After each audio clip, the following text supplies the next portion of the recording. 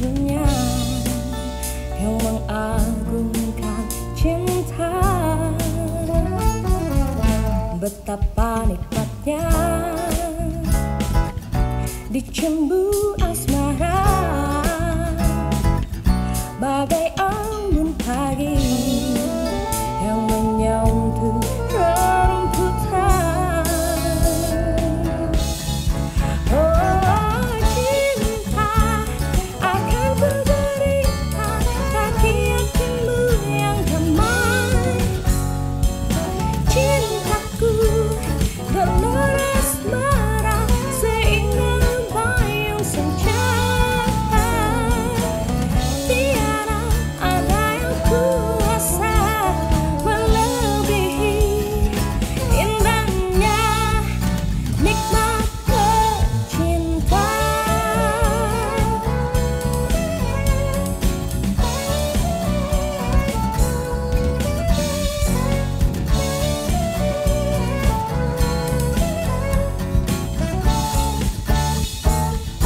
Kan ku jalin lagu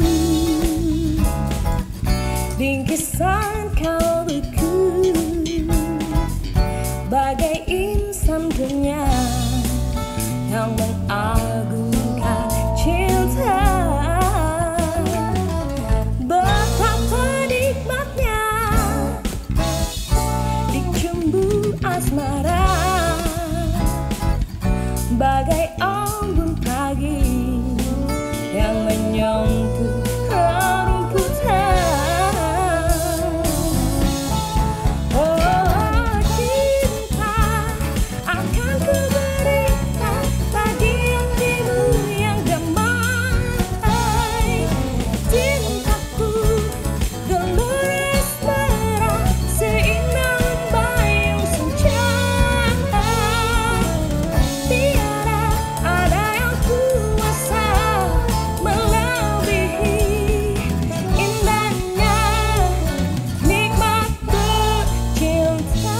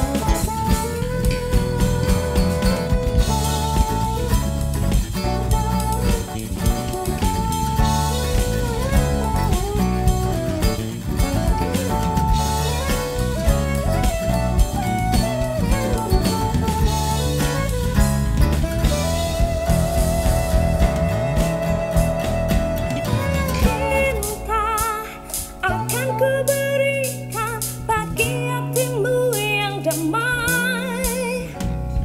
Cintaku gelora asmara, seindah bayung senja. Cinta, akan ku berikan bagi hatimu yang damai. Cintaku gelora asmara, seindah bayung senja. Tiada ada yang kuasa melebihi indahnya nikmat bercinta. Indahnya nikmat bercinta. Indahnya nikmat bercinta.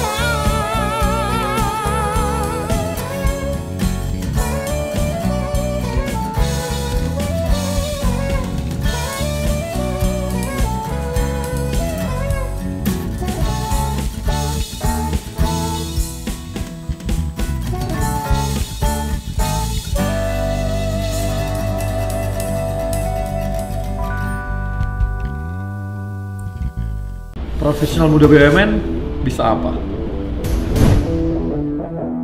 Aku siap untuk berinovasi. Aku bisa melawan arus untuk kebaikan bangsa. Aku bisa membuat perubahan. Aku bisa bekerja dengan jujur dan independen.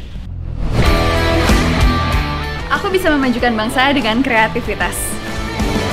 Kini saatnya profesional muda BUMN dan Indonesia mempunyai wadah untuk mengasah dan bertukar pikiran agar lebih kreatif, inovatif, dan solutif.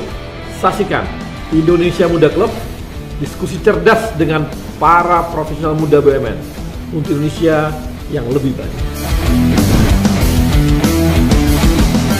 Selamat datang profesional muda BUMN, saya Arya Sinulinga. Selamat datang juga di episode yang ketiga dari Indonesia Muda Club. Dan kali ini kita akan dengarkan dulu VT yang akan disampaikan oleh kawan-kawan dari studio kita. Silakan.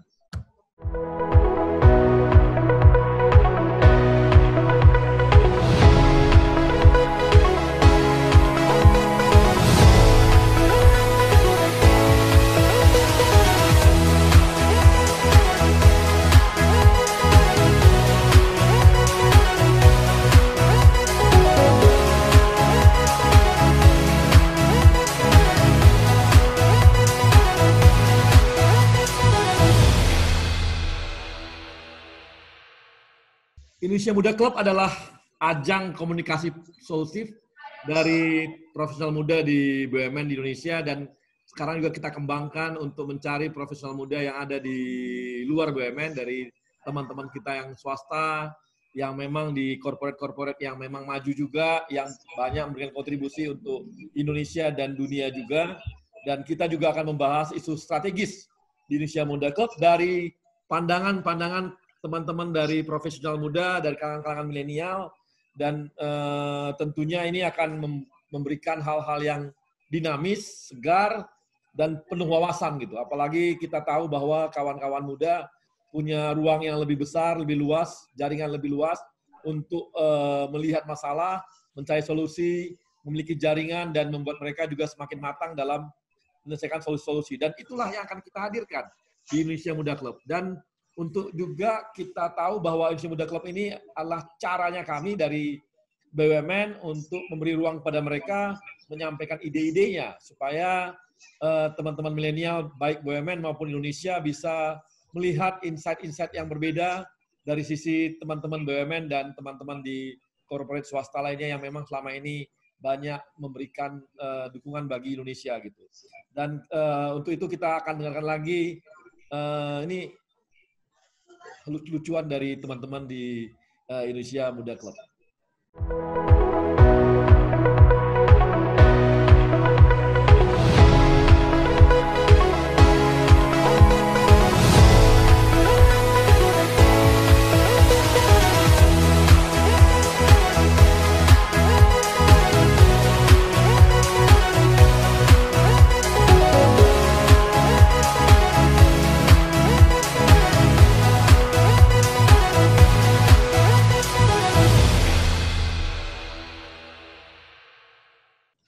Oke, baik. Kali ini kita dengan topik yang sangat menarik, bagaimana teman-teman muda menghadapi sebuah challenging atau juga menghadapi sebuah tantangan, bagaimana mereka mencapai karirnya, bagaimana hal-hal yang membuat mereka mengubah karir mereka juga ini, dan juga menambah-nambah sesuatu hal yang di luar dari karir mereka untuk menambah jaringan. Dan kita akan diskusi dengan beberapa orang-orang muda baik dari BUMN maupun dari corporate dari yang swasta yang di Indonesia. Dan kali ini ada beberapa yang hadir.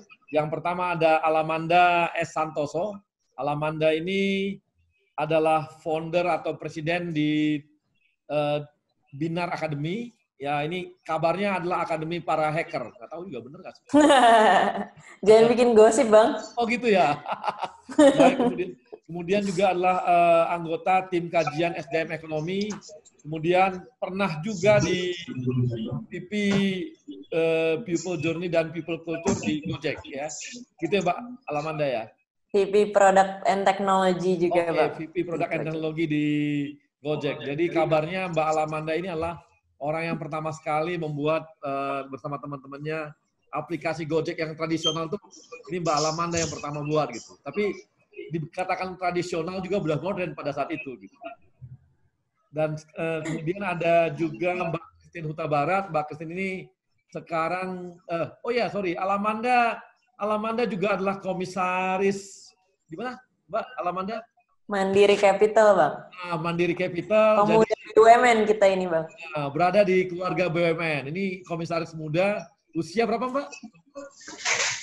Aduh, malu. 32, Bang. 32. Nah, masih sangat muda gitu. Masih sangat muda sama saya ya, beda-beda setahun lah. Iya. Pas. Nolnya digelindingin satu. Oke, kemudian ada Mbak Christine Huta Barat adalah direktur di HIN saat ini. Sebelumnya Mbak Christine juga adalah direktur perencanaan di ASDP itu loh. Kapal-kapal kalau Anda berangkat dari Merak ke Bekahuni punya. Atau kalau Anda ke Labuan Bajo itu punyanya ASDP. Kalau yang di Bali juga ya, Pak ya? Iya, dari Bali ke Lombok itu punya kita juga. Punya SDP juga. Punya SDP juga. Iya. Ini karena rasa kepemilikan sangat tinggi sehingga merasa belum bisa move on itu biasanya, Bang. Ya.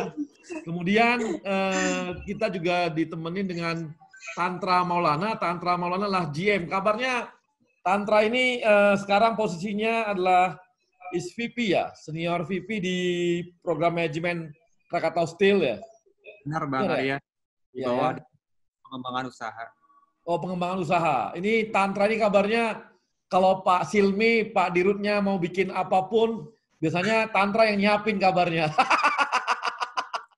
Jadi behind the gun. Wow, ini behind the gun-nya Pak Silmi ini jangan-jangan Tantra ini kan gitu ya. Jadi banyak support dari teman-teman juga. Oh ya banyak. Ini gaya takut dilihat Pak Silmi. Ini apa nih Tantra ini belagu amat. Oke, ini Tantra juga dia dulu di ITB dari sipil ya? Ya Bang, benar. Oh ya, dia junior saya juga pernah, tapi belum pernah saya pukulin belum. Dulu dia di sipil biasanya dipukul-pukulin, nggak pernah dipukul. Kemudian, nah ini ada tamu kita juga dari corporate swasta ya. Ada Vero Veriska. Vero ini adalah dari sekarang ini posisinya adalah Worldwide Senior Program di Microsoft. Ya, Vero. Iya, Bang. Nah, dan dia juga adalah Presiden IDN Next Leader Foundation.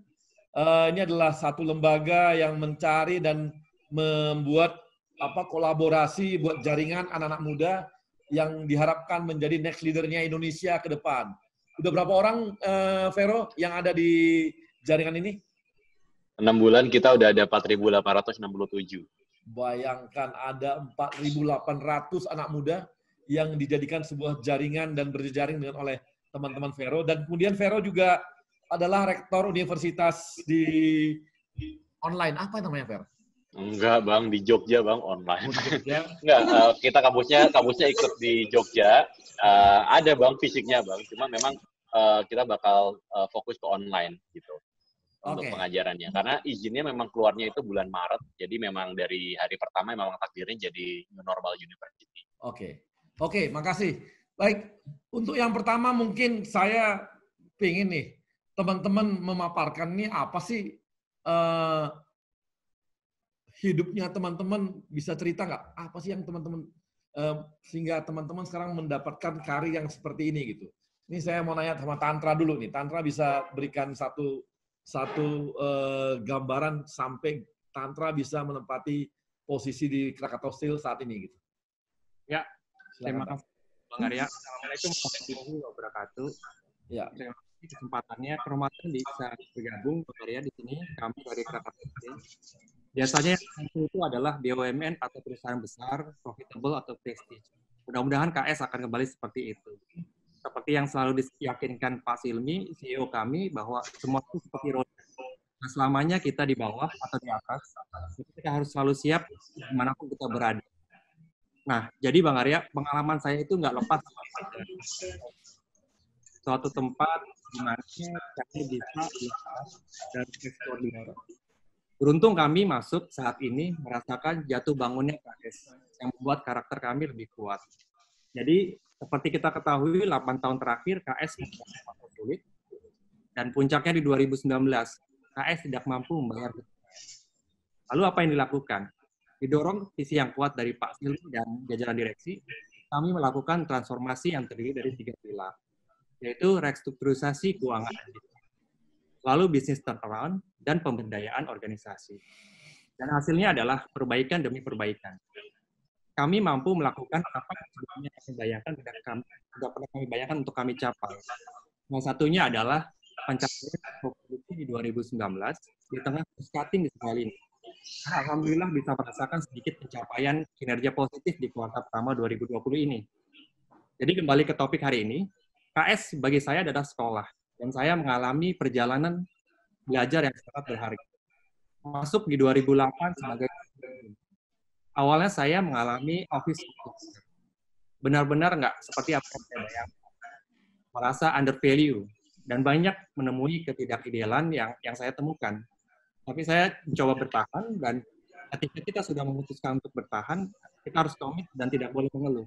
Nah, pada waktu itu saya bilang saya harus menemukan kesenangan nih. Perlahan saya menemukan ritme untuk bertahan. Saya banyak belajar dari interaksi dan mencoba membantu masalah, dan itu menyenangkan. Sering dengan itu, saya juga diberikan kepercayaan. Ada beberapa kali perpindahan posisi dan unit, dan sempat juga belajar di BNN di bawah Pak Debu waktu langsung Pak Fajar Hari Sampurno. Suatu pengalaman tak ternilai bisa interaksi langsung dengan teman-teman di Kementerian BUMN. Sampai akhirnya setelah 11 tahun dipercaya untuk membantu SVP Program Manajemen Office di Direktorat Pengembangan Usaha di bawah Bu Melati Sarnita. Nah, dari perjalanan saya di sekolah di KS sampai saat ini, saya mengamati banyak karakter orang dan hal-hal yang membuat kita survive. Yang harus kita lakukan adalah, pertama adalah mengetahui diri kita sendiri dan posisi kita. Apakah kita itu eksekutor, messenger, atau storyteller? Kalau kita didefine sebagai eksekutor, ya jadilah eksekutor yang baik. Begitu juga sebagai messenger. Kita harus menyampaikan pesan agar tujuan itu tercapai. Yang kedua adalah mengeksplor kesempatan. Tapi itu bukan menjadi seorang oportunis. Kita akan mendapatkan momen-momen di mana kita berpikir ini diambil atau enggak ya. Momen-momen ketika kita bisa curi-curi perhatian orang lain dan lain sebagainya. Manfaatkan kesempatan termasuk konsekuensinya, dan kita nggak boleh takut. Yang ketiga adalah mental dan sikap. Ini yang pertama. Itu sendirian. Kita harus bisa diterima semaksimal mungkin di lingkungan kerja. Pencapaian kita bukan pencapaian tapi itu pencapaian tim. Yang terakhir adalah nilai-nilai. Kita harus punya tujuan dan memiliki angkur. Angkur itu macam-macam, Bang Arya. Ini sumber energi yang membuat kita tetap semangat menghadapi kendala mencapai tujuan. Angkur itu bisa pekerjaan itu sendiri dengan segala tantangannya, atau organisasi yang tumbuh, lingkungan yang nyaman, gaji yang memadai, keluarga, dan sebagainya. Lalu ada sifat-sifat baik yang secara teoritis bisa membuat hidup kita lebih mudah dalam perjalanan karir. Nah, di sini saya tidak memiliki semua, tapi berusaha mendapatkan sedikit hal-hal baik itu. Jadi saya pelajari di Krakatau Steel. Beberapa sifat penting diantaranya adalah adaptif, teamwork, dapat dipercaya, dan endurance yang harus dilakukan. Yang terakhir adalah ikhlas dan tetap menginjak bumi. Nggak semua yang kita lakukan diterimanya dan disukai orang. Dan tantangannya adalah bagaimana semua orang dapat bekerja sama dengan kita. Mungkin itu sedikit sharing dari saya, Bang Arya. Terima kasih, Bang. Oke, thank you Tantra. Terima kasih sharingnya. Ini sangat menarik ya. Bagaimana Tantra dari seorang civil engineering menjadi seorang ini ya, yang bisa pengembangan bisnis di Krakatau Steel, dan memang pengembangan dirinya sebagai eksekutor, sebagai pemberi pesan juga sangat kuat gitu ya. Kemudian juga masalah mental, attitude juga jadi satu hal yang sangat penting, dan tentunya punya value. Value ini yang saya lihat memang rata-rata kalau leader itu biasanya memang punya hal yang ini gitu. Dan Tantra sudah menjelaskan lengkap bagaimana karirnya sampai dia mencapai posisi yang saat. Nah, sekarang kita coba dengar dari ini nih, Mbak Christine. Ada Mbak Christine? Mbak ya, Christine Bang. bisa cerita nih. Ya, silakan Mbak Christine bisa cerita. Iya, Bang. Assalamualaikum warahmatullahi wabarakatuh. Salam sejahtera bagi kita semua. Terima kasih banget, Bang Arya, udah diundang dalam acara yang paling hits di Kementerian BUMN, yaitu Indonesia Muda Club. Gitu. Jadi menurut saya memang seorang pemimpin itu harus mempunyai nilai dasar dalam dia menjalankan perannya sebagai pemimpin.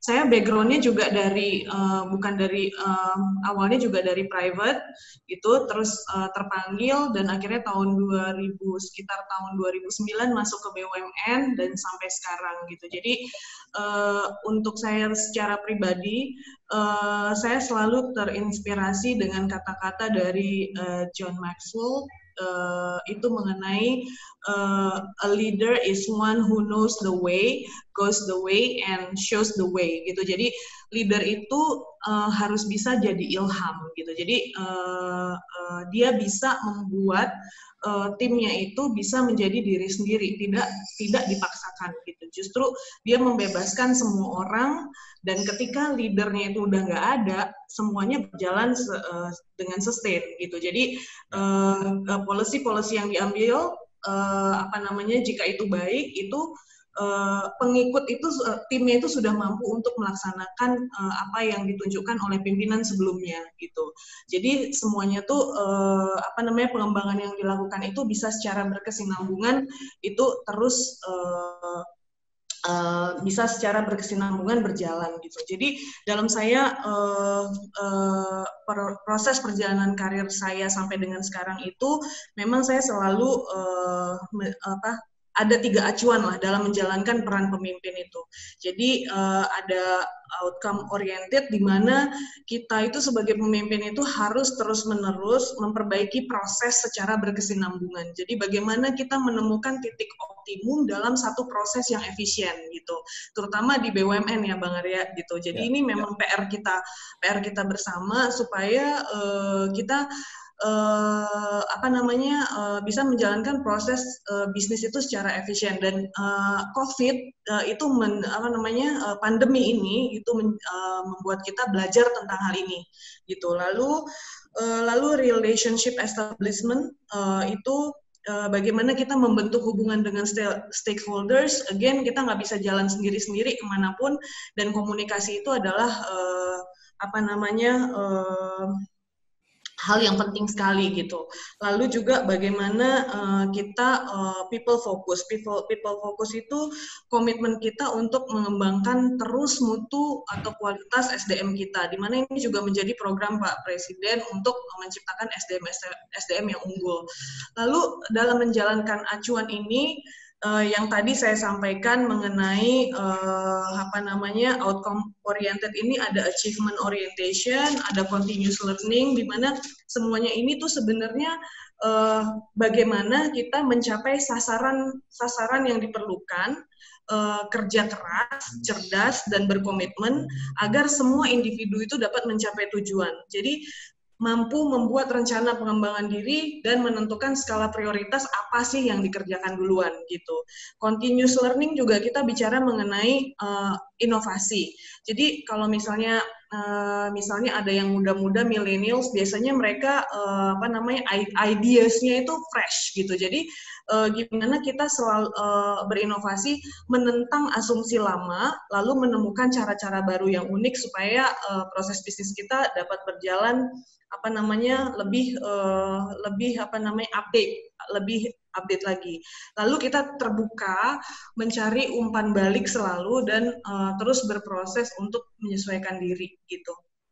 Lalu juga ada di relationship establishment ini, tentunya ini stakeholders management, communication, yang karena background saya juga di ASDP Indonesia Fair itu saya sempat menjadi corporate secretary selama 7 tahun Bang.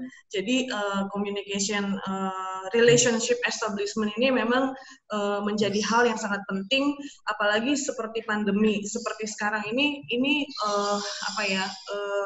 kita tetap harus menunjukkan eksistensi perusahaan kita, tempat kita bekerja gitu. Jadi banyak hal sebenarnya yang bisa kita lakukan untuk memetakan kembali bisnis-bisnis kita gitu. Lalu yang people focus ini adalah tentunya bagaimana kita membangun trust dengan karyawan, lalu membangun kolaborasi, lalu membangun yang namanya performance gitu. Jadi sebenarnya bisa dikatakan pandemik ini kita justru jadi sangat produktif kalau menurut saya, karena kalau misalnya kita ke kantor sehari kita cuma bisa meeting 2-3 gitu. Dengan Vicon ini kita bisa like 8, 9, 10 gitu sehari. Jadi selalu ada hal positif dari kondisi yang terjadi, dan tergantung kita bisa ambil positifnya. Kita bisa ambil positifnya untuk kepentingan kita secara personal dan juga kepentingan perusahaan.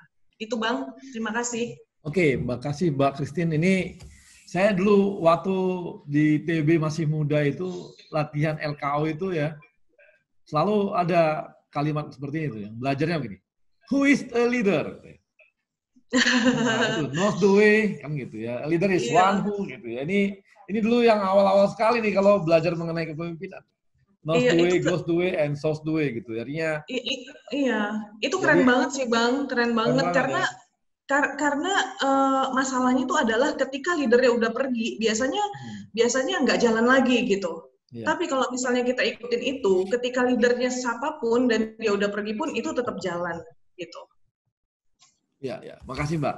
Oke Mbak, nah sekarang kita masuk ke Vero nih. Nah, ayo Ver, gimana nih sampai karir yang sekarang ini kira-kira apa yang Vero alami gitu dan bisa cerita-ceritakan untuk teman-teman profesional muda di BUMN nih.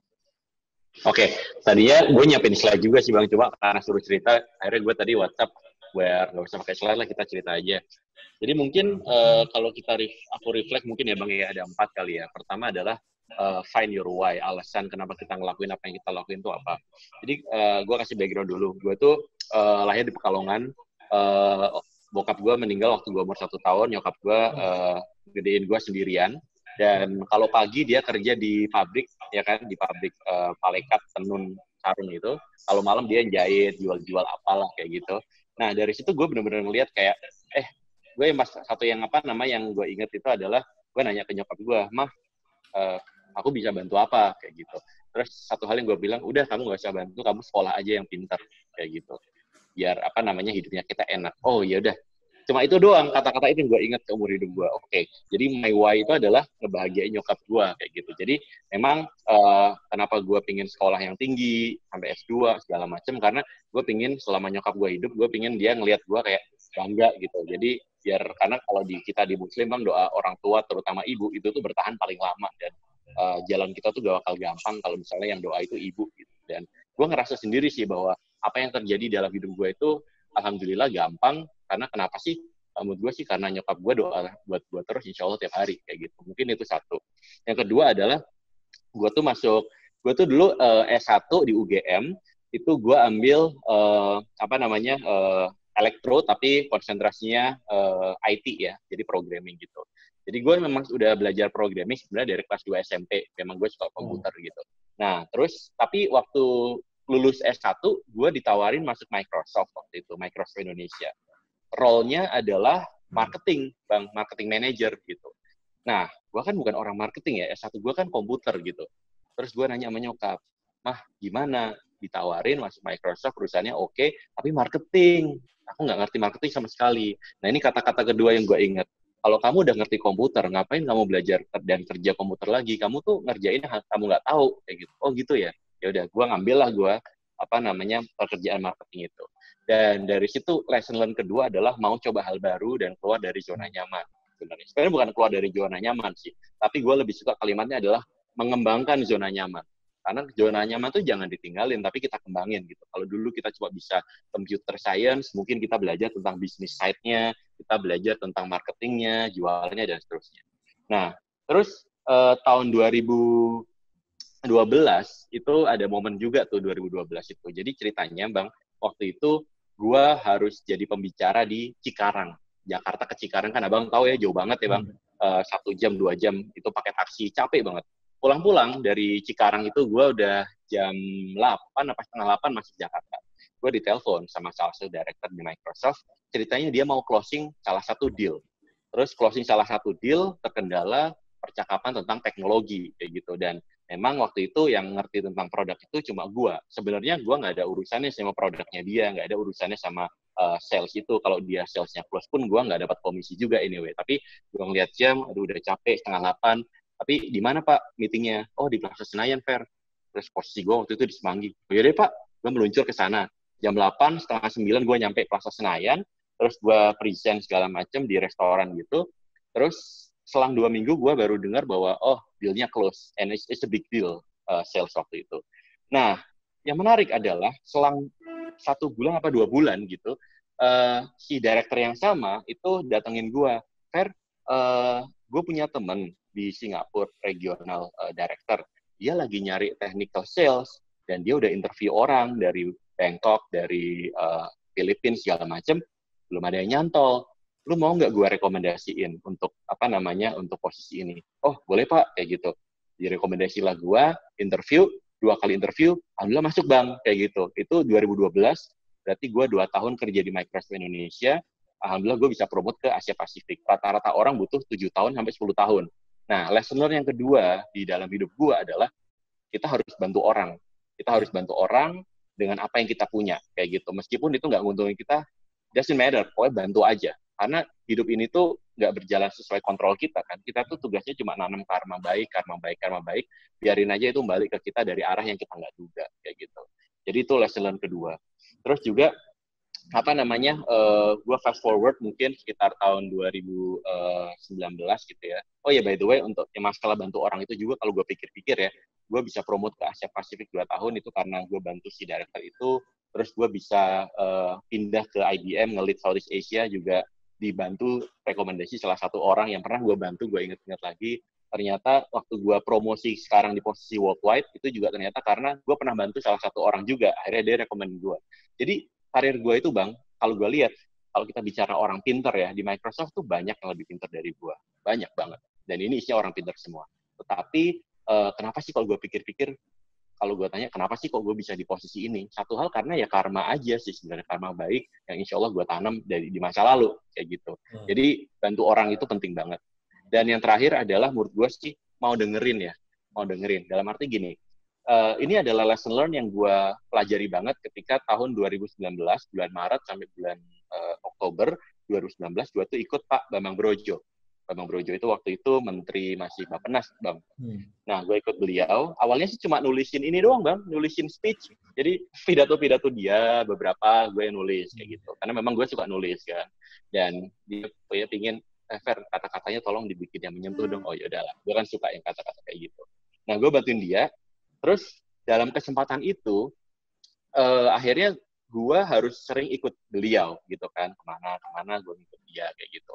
Nah dari situ gue bener-bener belajar satu hal sih, how to get things done in Indonesian context. Karena gini, selama karir gue nggak pernah kerja di perusahaan Indonesia, perusahaan lokal nggak pernah. Dan ini pertama kalinya gue istilahnya langsung nyebur ke kementerian yang waktu itu Bappenas gitu. Di situ ternyata untuk get things done kita nggak bisa pakai mentalitas Amerika kita nggak bisa pakai cara Amerika kita untuk minta tolong orang atau nge-push orang. Di Indonesia tuh ternyata ada caranya sendiri, di mana kita harus merendah untuk mengangkat. Artinya apa? Kalau kita mau minta tolong, benar-benar kita harus benar-benar mendem jero tuh kalau orang Jawa bilang, harus benar-benar kayak nunduk gitu. Nanti orang akan buka jalan kayak gitu. Oh, dari situ saya belajar. Dan yang lain adalah bahwa ada cara-cara how to do business in Indonesia yang banyak berbeda dengan how we do business in Western culture kayak gitu. Dan disitulah nasihat Pak Bambang ke saya waktu itu adalah, Fer, pokoknya saya tahu kamu nggak pernah kerja di lingkungan lokal, lingkungan Indonesia, tapi satu hal yang saya pesan ke kamu adalah kamu harus mau dengar. Udah, kamu jangan ngomong, kamu dengar. Kamu jangan ngomong, kamu dengar. Orang ngomong apa, kamu kerjain. Siapa? Kayak gitu. Ternyata benar. Makin kita ngomong, makin nggak beres nih urusan. Tapi makin kita dengerin orang, ikutin aja mainnya, ternyata malah beres kayak gitu. Jadi itu sih yang saya pelajari, dan itu juga ketika gue jadi rektor per tanggal 11 Juni kemarin, satu hal adalah namanya rektor ini kan institusi pendidikan itu kan udah established selama puluhan tahun ya Bang ya, dan udah banyak orang-orang tuanya di situ. Jadi strategi gue adalah pasti kalau misalnya kita mau melakukan modernisasi, kita nggak bisa pakai orang-orang lama. Kita harus masukin orang-orang baru ya kan, orang-orang yang gesit, yang canggih, yang lincah-lincah gitulah. Tetapi saya mikir, ingat pesannya Pak Bambang tadi, pokoknya adalah dengerin. Saya lihat, ternyata memang mereka punya sentimen kebanggaan terhadap masa lalu. Fine, nggak apa-apa. Akhirnya yang saya lakukan adalah, tim-tim saya yang baru ini saya masukkan, tetapi berada di bawah direct report-nya dari yang orang-orang lama. Dengan begitu, orang lama merasa terayomi, terfasilitasi, orang baru merasa bisa melakukan apa yang dia lakukan. Saya pesan kepada teman-teman kita yang muda-muda ini adalah, ketika kamu doing great thing, always give the credit to that senior people. Please do that. Ternyata ketika mereka melakukan itu, nggak ada friksi, Bang. Nggak ada friksi, kayak gitu. Karena orang itu sebenarnya kalau di budaya barat kan gini ya, kalau gue yang kerja, ya gue yang dapat kredit. Tapi di Indonesia jangan kayak gitu. Hujan itu harus merata. Maksudnya apa?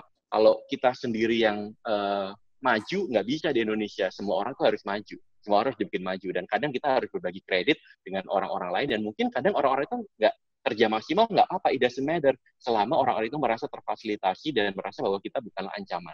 Dan itu sih yang gue benar-benar pelajari, Bang. Jadi satu adalah kita cari tahu apa sih yang memotivasi kita. Buat gue itu ibu gue.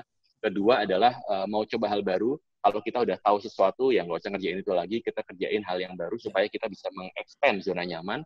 Ketiga, bantu orang dengan apa yang kita bisa punya, apa yang kita tahu. Dan terakhir adalah mau denger. Karena menurut gue, orang pintar banyak banget, tapi orang humble itu dikit banget. Gitu sih, Bang. Oke, makasih Vero. Saya sih nggak nyangka ya, Vero ini ternyata, saya kira Vero ini anak orang kaya gitu loh. Asik, Gayanya, apa dah? gitu. Kalau kata Alamanda kan tampangnya ini, Bang. Tampang veteran, Bang. Pernah ini gitu, pernah lihat, nih pasti anak muda orang kaya nih, bapaknya kaya banget nih. Aduh, enggak, Bang. Ini menarik gitu, menarik dari Vero, menarik ini. Baik, dan ini ya, filosofisnya dengan dunia yang Microsoft-nya ternyata filosofis Indonesia sekali gitu untuk bisa maju di padahal dia kerja di ini ya di corporate asing yang cukup cukup inilah gitu ya, sangat asing banget lah, Amerika banget gitu. Tapi ternyata saya reportnya langsung alhamdulillah ke US, ke US, Bang. Cuma gini, saya yang pelajari gini, kan kita harus standing out of the crowd, ya kan? Artinya kita intinya harus beda aja gitu. Saya ngelihat semua orang, kalau kita tahu lah kultur Amerika kan very outspoken dan segala macam kayak gitu. Dan everybody taking credit for themselves gitu. Nah, saya pakai budaya Jawa saya, yaitu adalah mikul dhuwur mendem jero. Artinya adalah bos saya pokoknya harus naik. Ya, ini UGM banget lah pokoknya, gitu. UGM banget. Orang Jogja gitu, banget jadi, ini. Tan, itu lu harus belajar banget tuh. Jangan lu gaya ITB yang belagu itu. Ini gaya UGM bener nih. Aduh, gitu Bang. Tapi ternyata malah kayak gitu malah work. Ini Jogja banget ini. Jangan bawa gaya ITB yang sok belagu dan sok jago itu selalu. Harus belajar dari orang gitu. Beda banget gitu. Oke, sekarang kita ke Alamanda. Saya ingin tahu nih, Alamanda kira-kira gimana nih sampai Alamanda sampai di posisi yang sekarang, dan apa saja sih yang Alamanda lakukan gitu. Silakan Alamanda. Iya Bang, oke, terima kasih banyak Bang Arya dan teman-teman semuanya. Perkenalkan dulu, nama saya Alamanda, seringnya dipanggil Ala, my short name. And then Ala ya? Ala. Mohon maaf nih kalau agak-agak tengah-tengah gitu English ya. Indonesia. Terus iya saya bermula dari dunia digital lah ya, dari 14 tahun emang saya udah suka coding Bang Arya. Terus terus abis itu masuklah nih ke dunia teknologi gitu, dan I fell in love with technology, and akhirnya waktu saya masuk kuliah itu pas bapak saya kena stroke yang kedua, akhirnya yang namanya ekonomi keluarga jatuh banget, jadi di situ saya harus struggle banget hidup dari bawah, dari dulunya mungkin di atas banget, terus tiba-tiba mesti balik ke titik nol bahkan minus gitu, dan di situ harus benar-benar cari uang sendiri gitu untuk kuliah dan untuk makan gitu. Dan ya dari sana, tapi karena kejadian itulah akhirnya saya banyak banget belajar, yang tadi saya bilang kayak mungkin saya kuliah di BINUS tapi kebanyakan kuliahnya tuh di jalanan gitu, karena waktu dulu yang ngajar anak SMP SMA untuk bertahan hidup lah gitu. Terus akhirnya saya bikin perusahaan saya pertama kali itu waktu umur 21 tahun, perusahaan teknologi. Dan tapi waktu itu saya ngelihat kayak aduh kayaknya saya masih muda banget untuk jadi entrepreneur, dan akhirnya saya mutusin untuk saya mau kerja sama orang, dan disitulah saya ngebangun karir. Dari waktu itu saya masuk ke perusahaan yang kecil banget, tapi bos saya tuh baru pulang dari Silicon Valley, and I thought I can learn from him gitu. Akhirnya dari situ terus saya sempat di berrybenka.com, di Kartuku, dan terakhir saya di Gojek. Dan ya Gojek cukup merubah hidup saya banget, karena waktu di sana saya benar-benar belajar bahwa kita tuh jangan bekerja, tapi berkarya. Karena di saat kita berkarya, kita tuh bukan, tujuan utamanya bukan untuk memperkarya diri sendiri, tapi memberikan banyak impact untuk orang lain, yang akhirnya impact itu lama-lama balik juga ke kita gitu. Nah itu yang saya pelajari banget, dan hasil dari saya berkarya di tempat orang, dan mungkin yang tadi Mas Vero juga bilang, saya juga cukup relate gitu. Yang ada di pikiran saya dari dulu tuh bukan nabung uang, tapi nabung experience. Saya dikasih kerjaan apapun sama bos tuh, saya iyain, sampai akhirnya experience saya mungkin jauh lebih banyak daripada uang saya gitu kan. Dan tapi di saat-saat sekarang, experience itulah yang menjadikan uang yang banyak gitu. Jadi buat saya kayak bank yang paling kaya itu adalah otak kita dan hati kita.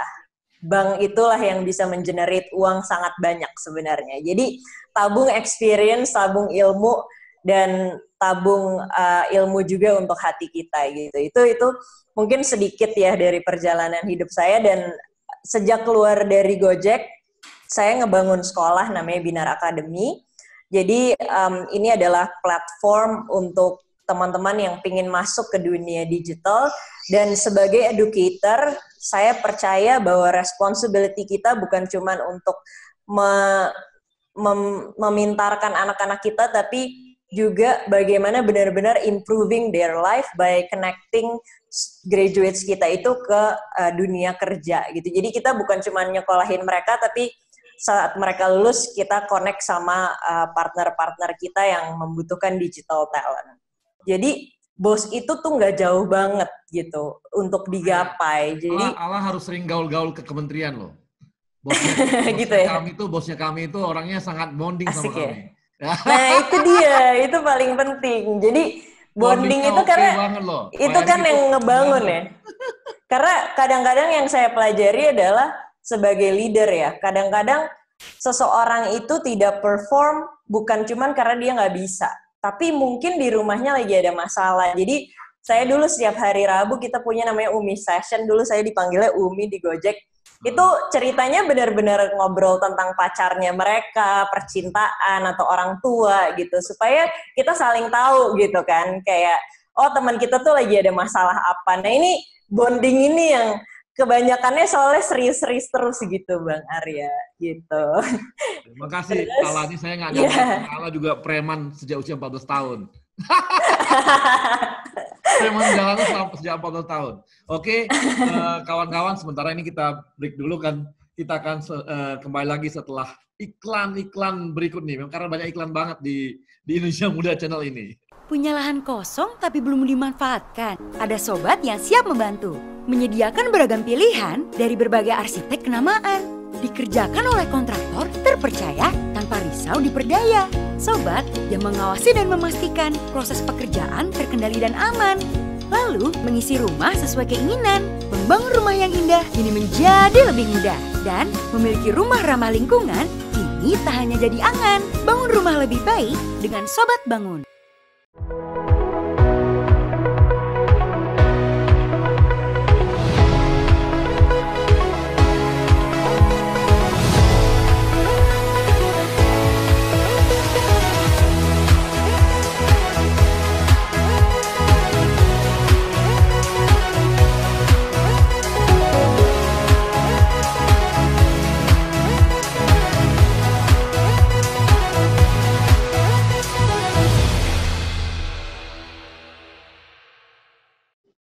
Baik, kawan-kawan profesional muda BUMN, kita akan kembali lagi di Indonesia Muda Club, dan kita kembali ke teman-teman kita yang ada di sini. 4 narasumber yang sangat menarik. Kita bisa belajar dari hidup mereka dan bagaimana mereka menghadapi dan juga membangun karirnya. Dan kita mau nanya lebih jauh nih kepada teman-teman. Saya mau langsung aja ke Bang Vero dulu nih. Bang Vero ini apakah Bang Vero sudah merasa bahwa karir yang sekarang ini adalah karirnya Bang Vero? Ini adalah tracknya Bang Vero dalam hidup Abang ke depan gitu. Bagaimana? Jangan Abang ya, Mas. Orang Jawa. Mas dong. Ya Bang, menurut saya udah Bang, karena gini, menurut saya definisi karir itu adalah ketika kita berada di tengah-tengah 3 lingkaran. Bayangin ya, lingkaran yang pertama ini adalah apa yang kita suka. Gue tuh sukanya apa sih? Gue tuh sukanya adalah segala sesuatu yang terkait sama teknologi, tapi akhirnya gue menemukan bahwa bukan masalah teknologinya Bang, tapi masalah impact dari teknologi itu buat orang banyak itu apa, perubahan apa yang bisa kita bikin, kemudahan apa yang bisa kita buat, kayak gitu. Jadi gue merasa bahwa gue udah nemuin apa yang gue suka. Terus yang kedua adalah apa yang gue bisa. Dan alhamdulillah yang gue bisa, kalau gue ngelihat dari diri gue sendiri adalah skill satu adalah mungkin gue creative thinking mungkin ya. Jadi Abang tahu lah ya, suka banyak ide-ide gila Bang, kita bisa gini Bang, kita bisa gitu Bang. Banyak ide gitu, banyak ide, tapi juga idenya itu bukan asal dari dari kreativitas yang random, tapi ada suatu proses berpikir logis, ada reasoning dan ada proses berpikir terstruktur yang melit sampai kita punya ide itu. Jadi gue suka mikir, gue suka memecahkan masalah, dan gue memang suka untuk doing something yang solving a problem. Problemnya apa tergantung. Kalau kita di marketing berarti problemnya adalah market share, kalau kita di sales berarti jualan, kalau kita di consultant berarti problemnya dari klien, apapun itu. Itu yang kedua. Dan yang ketiga adalah apa yang dunia ini butuhkan. Dan alhamdulillah dari apa yang gue suka, apa yang gue bisa, ternyata momennya pas nih. Sekarang dengan era 4.0, society 5.0, atau whatever people want to call it gitu ya. Itu yang dibutuhkan adalah skill teknologi dan skill untuk berpikir kritis. Dan ternyata skill yang gue punya, apa yang gue suka, ternyata kepake di situ. Nah, dengan begitu, alhamdulillah gue sekarang berada di tengah-tengah 3 itu Bang. Apa yang gue suka, apa yang gue bisa, dan apa yang dunia ini butuhkan. Sehingga ya gue merasa beruntung lah. Nah, tinggal berikutnya adalah karir itu menurut gue adalah ketika kita berada di tengah-tengah 3 itu. Nah, tinggal apa yang kita lakukan, itu bisa macam-macam gitu ya. Saat ini sih gue bisa bilang bahwa gue punya dua peran gitu. Kalau malam, kerja gue di Microsoft. Kenapa malam? Karena gue harus ngikutin jam di US. Jadi biasanya Bang, gue kerja itu mulai jam 8 malam sampai jam 1, jam 2 gitu ya. Habis itu gue tidur, jam 6, jam 7, conference call lagi sampai jam 8, setengah 9. Kayak gitu. Jadi polanya gitu terus. Nah, terus jam setengah 9 mandi, ngantar anak sekolah, zaman dulu gitu ya, waktu nggak COVID. Tapi sekarang setelah jam 9, jam 10, gue ada peran lain, yaitu adalah rektor. Kayak gitu. Nah, yang menarik adalah kenapa sih gue ngambil iseng banget sih ngambil kerjaan rektor begini gitu ya. Satu hal Bang, yang ngegerakin gue adalah kampus yang gue pimpin pertama.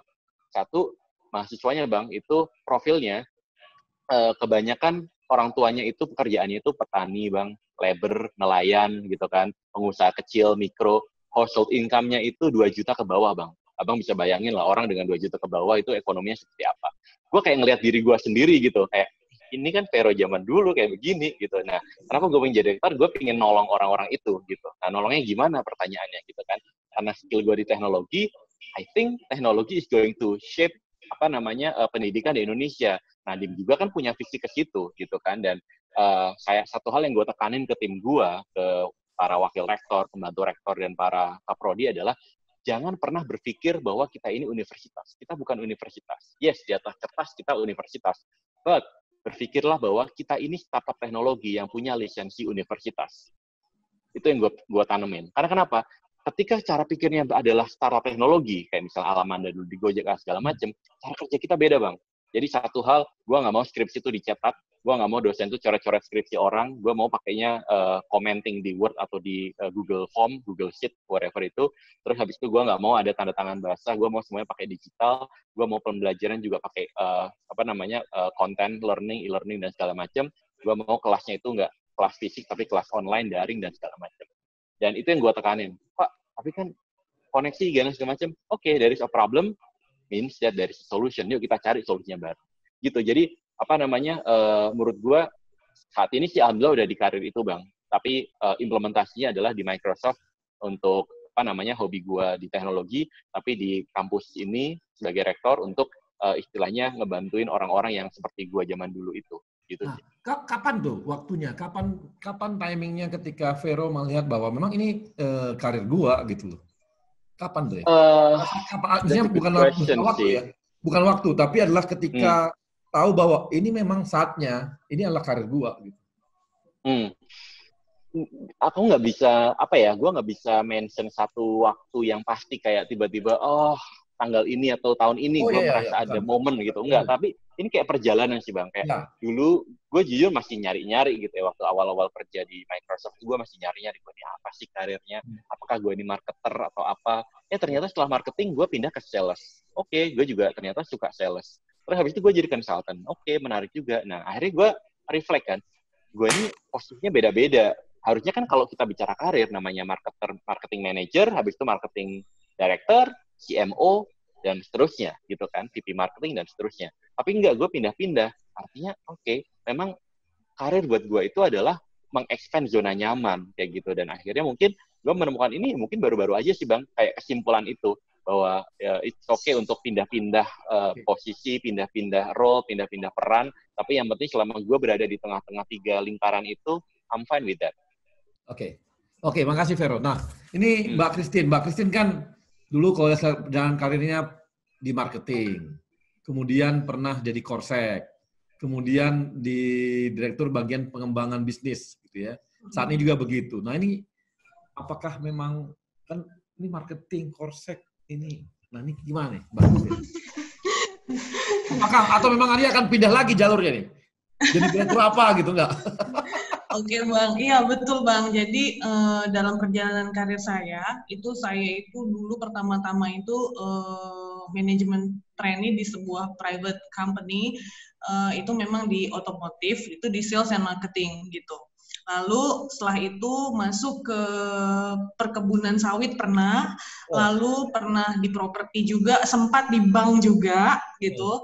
Di properti cukup lama, lalu masuk ke transport. Masuk BUMN itu transport, itu ASDP, itu jadi business development dulu Bang. Business development dulu, lalu di corporate secretary cukup lama, setelah itu jadi direktur pelayanan. Jadi waktu itu memang pada tahun 2017 itu adalah titik balik lah sebenarnya. Jadi kita tuh benar-benar ingin membuat industri perferian itu menjadi handal dan modern gitu Bang. Jadi memang PR-nya sangat banyak. Bayangin aja industri kapal dan pelabuhan yang sangat keras gitu, dan image-nya keras terus nggak aman gitu ya Bang.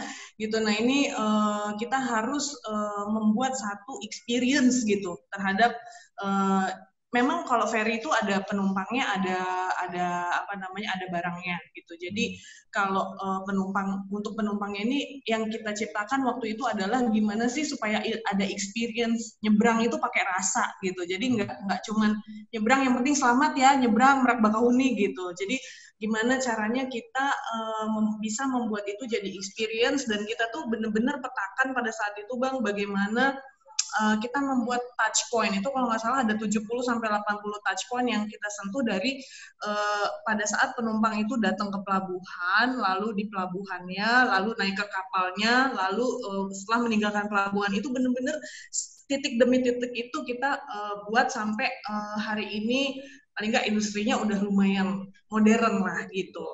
Wah ini perempuan sekali ya. Titik poin. Ada experience di semua tempat itu kan sampai 80 titik loh. Kalau tadi 5 titik oke lah, ini 80 titik. Kalau bukan perempuan, laki-laki nggak mungkin itu bikin sedetil itu, nggak mungkin banget. Iya, lalu bagaimana juga kita bisa mencoba memisahkan antara passenger dan logistik gitu supaya lebih ya peradabannya lebih lebih meningkat lah gitu. Dan memang PR-nya itu akan selalu ada gitu ya. Masih sudah yang dilakukan sudah, tapi masih banyak juga yang belum dilakukan gitu. Lalu setelah itu dari direktur pelayanan itu ke perencanaan juga Bang gitu. Jadi di situ saya sempat menemukan bahwa aduh kayaknya saya seneng banget di business development gitu. Tapi kalau BUMN mananya kan nggak bisa pilih Bang, karena kita penugasan. Agak beda sama yang tadi gitu. Jadi saya nggak bisa jawab masalah perusahaan mana sih yang membuat kita tuh sudah ini duniaku gitu. Ya, Mbak Christine sekarang udah merasa dunianya nggak ini yang dikerjakan sekarang ini? Sekarang kebetulan ini belum 2 minggu, jadi baru pindah ke Hotel Indonesia Natur. Ada kemiripan nggak? Ada kemiripan nggak? Beda banget Bang. Yang satu transport, ngurusinnya. Tapi sama-sama hospitality kan? Sama-sama hospitality, dan memang passion saya itu Bang adalah pembenahan infrastruktur gitu-gitu, terus transport, terus udah gitu bagaimana, tapi gini Bang, intinya dimanapun perusahaannya gitu, intinya yang saya ingin memberikan manfaat yang paling optimal dari seluruh sumber dari diri saya gitu. Jadi dikala yang pertama saya bisa memberikan energi yang selalu positif terhadap lingkungan, karyawan, itu saya happy banget gitu. Jadi maksudnya saya bisa mampu mengarahkan tim menuju tujuannya gitu. Jadi energi positif itu kita sangat perlu banget gitu hari-hari setiap hari gitu. Lalu saya juga bahagia banget jika saya bisa mampu memberikan energi saya ke tim gitu. Jadi kira-kira sehingga tim saya itu kinerjanya itu bisa optimal dan tujuan perusahaan itu tercapai dengan cepat gitu. Lalu yang suka menjadi hambatan juga itu adalah yang mudah-mudahan nanti saya bisa aplikasikan di PT HIN itu adalah ketegasan. Jadi ambil keputusan dengan cepat gitu Bang, karena pelin-pelan itu akan menghambat gitu, sangat menghambat. Lalu yang keempat, eksekusi ini saya juga melihat masih cukup lemah karena agak beda dengan private. Memang karena BUMN ini kan memang kita ada proses birokrasi yang kita bisa persingkat, tapi kita juga tidak bisa hilangkan, Bang. Karena ini pertanggungjawaban kita adalah mengelola kekayaan negara, kira-kira gitu. Jadi emang benar-benar kayak tadi Mbak Ala singgung mengenai rapat banyak gitu ya. But sometimes tuh kadang-kadang ya kebanyakan juga nggak baik gitu, tapi memang benar-benar ada fungsi yang bertanggung jawab terhadap atas keputusan yang akan kita ambil gitu sih. Jadi kalau untuk membuat proses itu jadi efisien, saya setuju banget gitu. Lalu yang ketiga itu jadi tadi eksekusi itu adalah contoh terbaik. Itu jadi kita mau ambil keputusan dan tim melihat bahwa kita mau ambil keputusan. Lalu juga yang terakhir itu adalah passion. Jadi passion itu adalah bahan bakar sebenarnya. Jadi bahan bakar semangat gitu supaya seorang leader itu mampu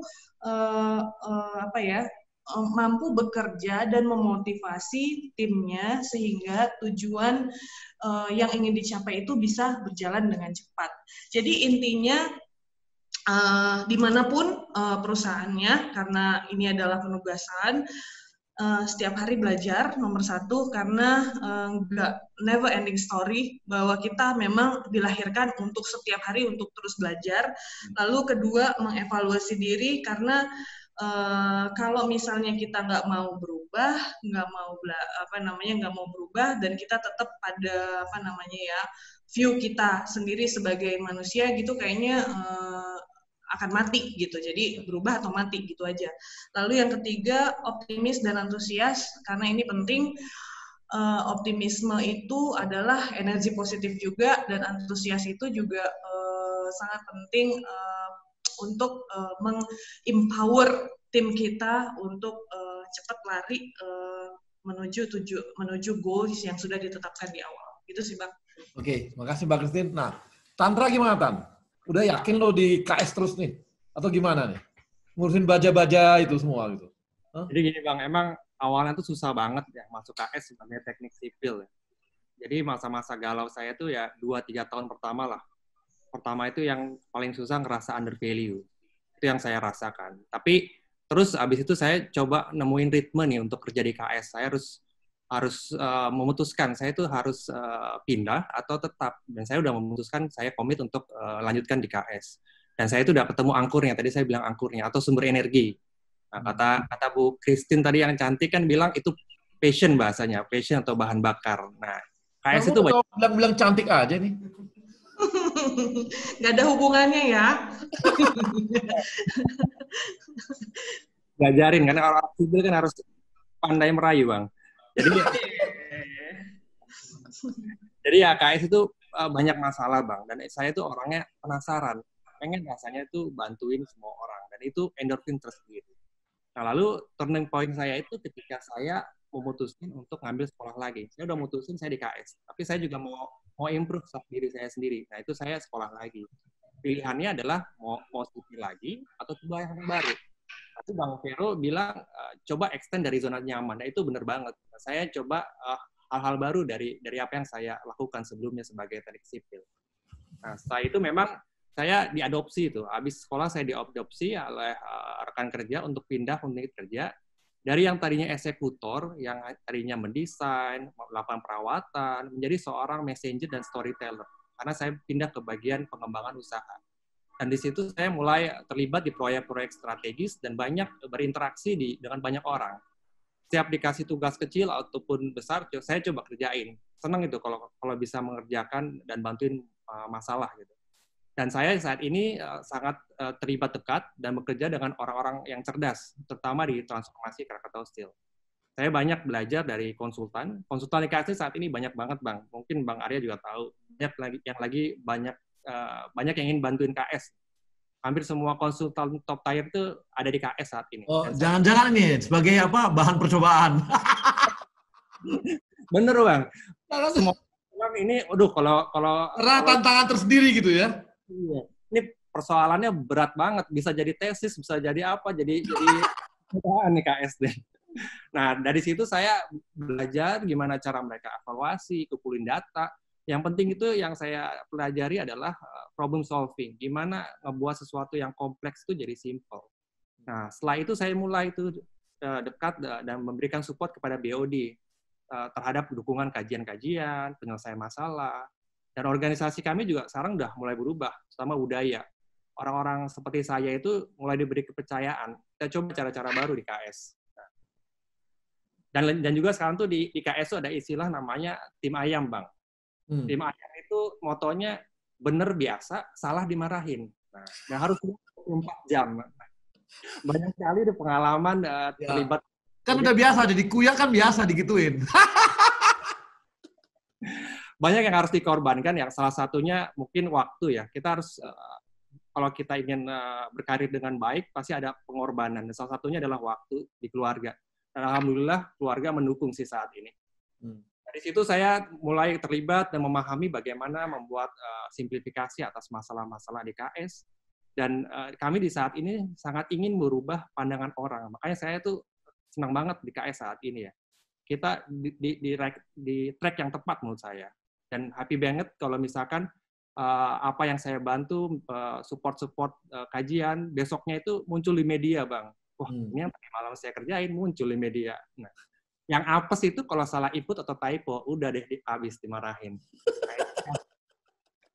Direktur saya itu high demanding banget, tapi ya bantuin.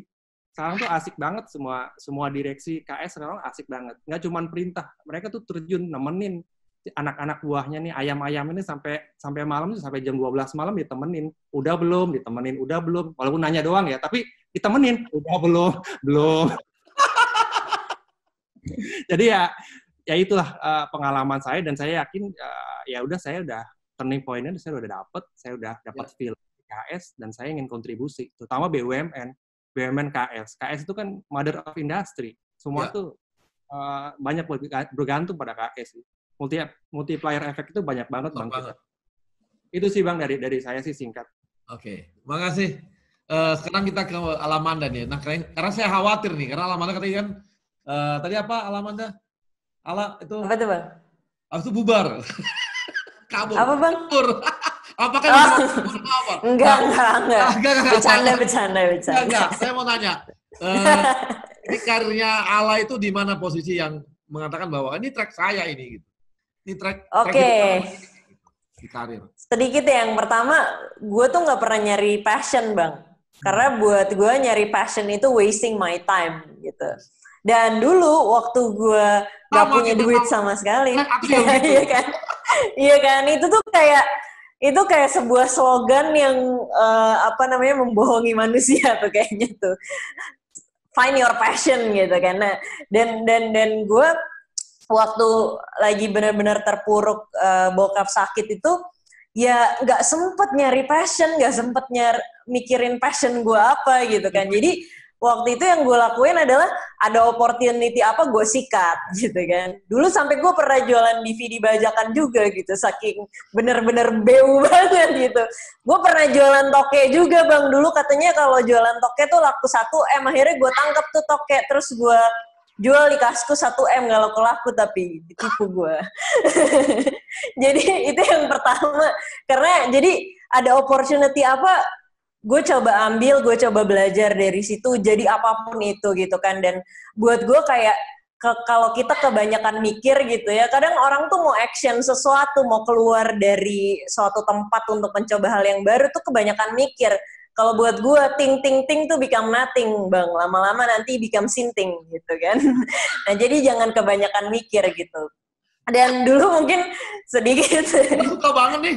Kita ketemu nih. Pasti dong. Dan sedikit ya, gue itu dulu ya, Bang, ya, pernah menuliskan cita-cita waktu gue SMP tuh. Emang gue tuh dari dulu karena nyokap gue emang guru, terus bokap juga dulu sempat jadi guru, walaupun dia pas pulang ke Indonesia, waktu di London, dia pulang ke Indonesia, dia jadi banker gitu.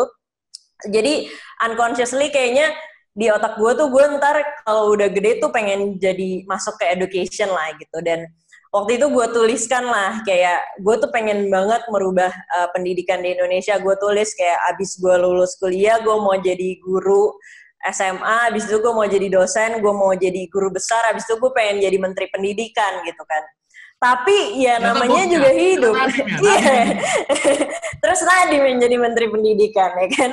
Tapi ya namanya hidup gitu. Ternyata kita udah mau menuliskan itu dan nyatanya hidup itu sangat uncertainty, dan ini gue juga sangat rasakan sejak gue jadi entrepreneur gitu. Nggak ada yang pasti di hidup ini. Jadi ya itu, kalau kita udah kebanyakan mikir, kayak orang Bang kan kebanyakan mikir risk-nya apa gitu. Belum tentu risk-nya juga bakalan kejadian gitu kan. Kita tuh kalau mau bikin inovasi udah mikir kayak nanti bakalan gini, akhirnya nggak jalan-jalan makanya gitu. Karena udah mikir yang belum tentu bakalan kejadian gitu. Jadi dulu gue punya cita-cita tapi nggak ada satupun yang nyampe gitu. Tapi akhirnya yang gue pelajari adalah kita tuh jangan bikin what-nya, tapi kita bikinnya itu adalah why-nya.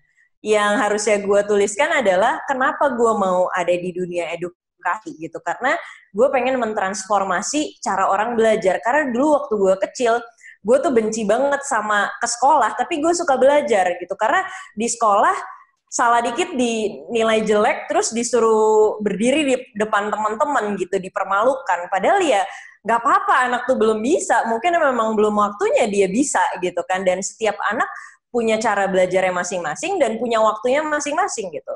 Nah itu yang salah satu hal yang mau gue transformasi. Jadi di situ gue belajar adalah yang harusnya kita cari adalah our life purpose.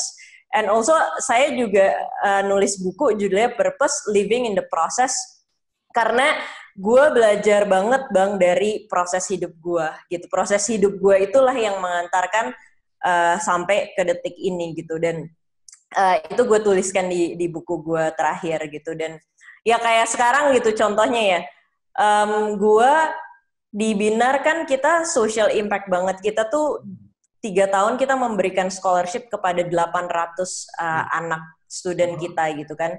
Terus tapi di Mandiri Capital ini bener-bener ngomonginnya kan capital gain terus gitu kan. Tapi kalau misalnya gue kayak, jadi gue ada di dua dunia yang sangat berbeda banget gitu. Tapi my purpose itu adalah kalau gue di Mandiri Capital juga gue sebenarnya membantu negara ini gitu. Itu kenapa gue pengen masuk ke sini juga gitu. Gue mengiyakan gitu. Karena waktu itu gue menemukan purpose gue itu di saat, ya yang tadi gue cerita, waktu gue di Gojek gitu. Di saat gue ngebikin sebuah karya yang benar-benar digunakan oleh banyak banget orang yang dulunya mereka cuman dapat 1.500.000 satu bulan. Setelah mereka ikut Gojek, mereka bisa dapat 6 juta, 8 juta gitu satu bulan gitu. Dan mereka itu sangat berterima kasih banget gitu sama gue, yang sampai sekarang tuh mereka suka main ke rumah gue gitu, bantuin ngepel, nyapu gitu, driver Gojek. Udah gitu kalau lagi Valentine apa gue ulang tahun tuh pada datang ke rumah bawain coklat, karena pada tahu kan gue jomblo Bang. Jadi pada Valentine yang ke rumah gue biasanya driver Gojek. Gitu. Jadi ya apa sih highlightnya adalah knowing your life purpose is the most important thing. Dan bukan cuman kayak kita harus ada di company yang benar-benar kayak di Gojek yang ngasih social impact-nya tuh kelihatan banget, tapi kita bisa benar-benar mengartikan purpose itu kalau kita mau lihat gitu. Kayak yang tadi gue bilang, walaupun di Mandiri Capital kita ngomongin capital gain, tapi kita ini juga lagi membantu negara gitu untuk terus menjadi lebih baik. Dan sebagai gue juga, sebagai diri sendiri juga terus menabung experience buat diri gue gitu. Jadi berikan impact ke orang lain dan juga impact ke diri sendiri, bukan cuman yang dilihat hanya materi aja. Karena kalau kita setiap hari cuman mikir, aduh gue harus hit KPI buat supaya gue dapat bonusnya buat apa? Buat ngebayar utang ke istri gue, utang liburan gitu kan. Nah, life is just like that gitu kan. Tapi kalau misalnya kita punya sesuatu, kita bangun pagi, kita mau mendeliver sebuah impact yang besar, itu udah otomatis badan kita tuh gak usah didorong sama siapapun, kita bisa mendorong diri kita sendiri. Itu sih Bang. Siap, makasih Ella. Oke, baik kawan-kawan profesional, kita akan kembali yang setelah satu ini karena seperti biasa sangat banyak iklan-iklan yang mendukung Indonesia Muda Club kali ini. Baik. Berubah itu butuh keberanian. Berani ganti gaya, berani nyobain hal baru, berani keluar dari zona nyaman, berani ganti status. Memang berubah butuh keberanian. Sama seperti kami yang berani berubah jadi Dynamics. Berani kan? Berani, kan kualitasnya sama. Lebih bagus malah. Udah tahu hasilnya bagus? Berani. Ini semangat kami. Semangat untuk berani berubah lebih baik. Bersama Dynamics.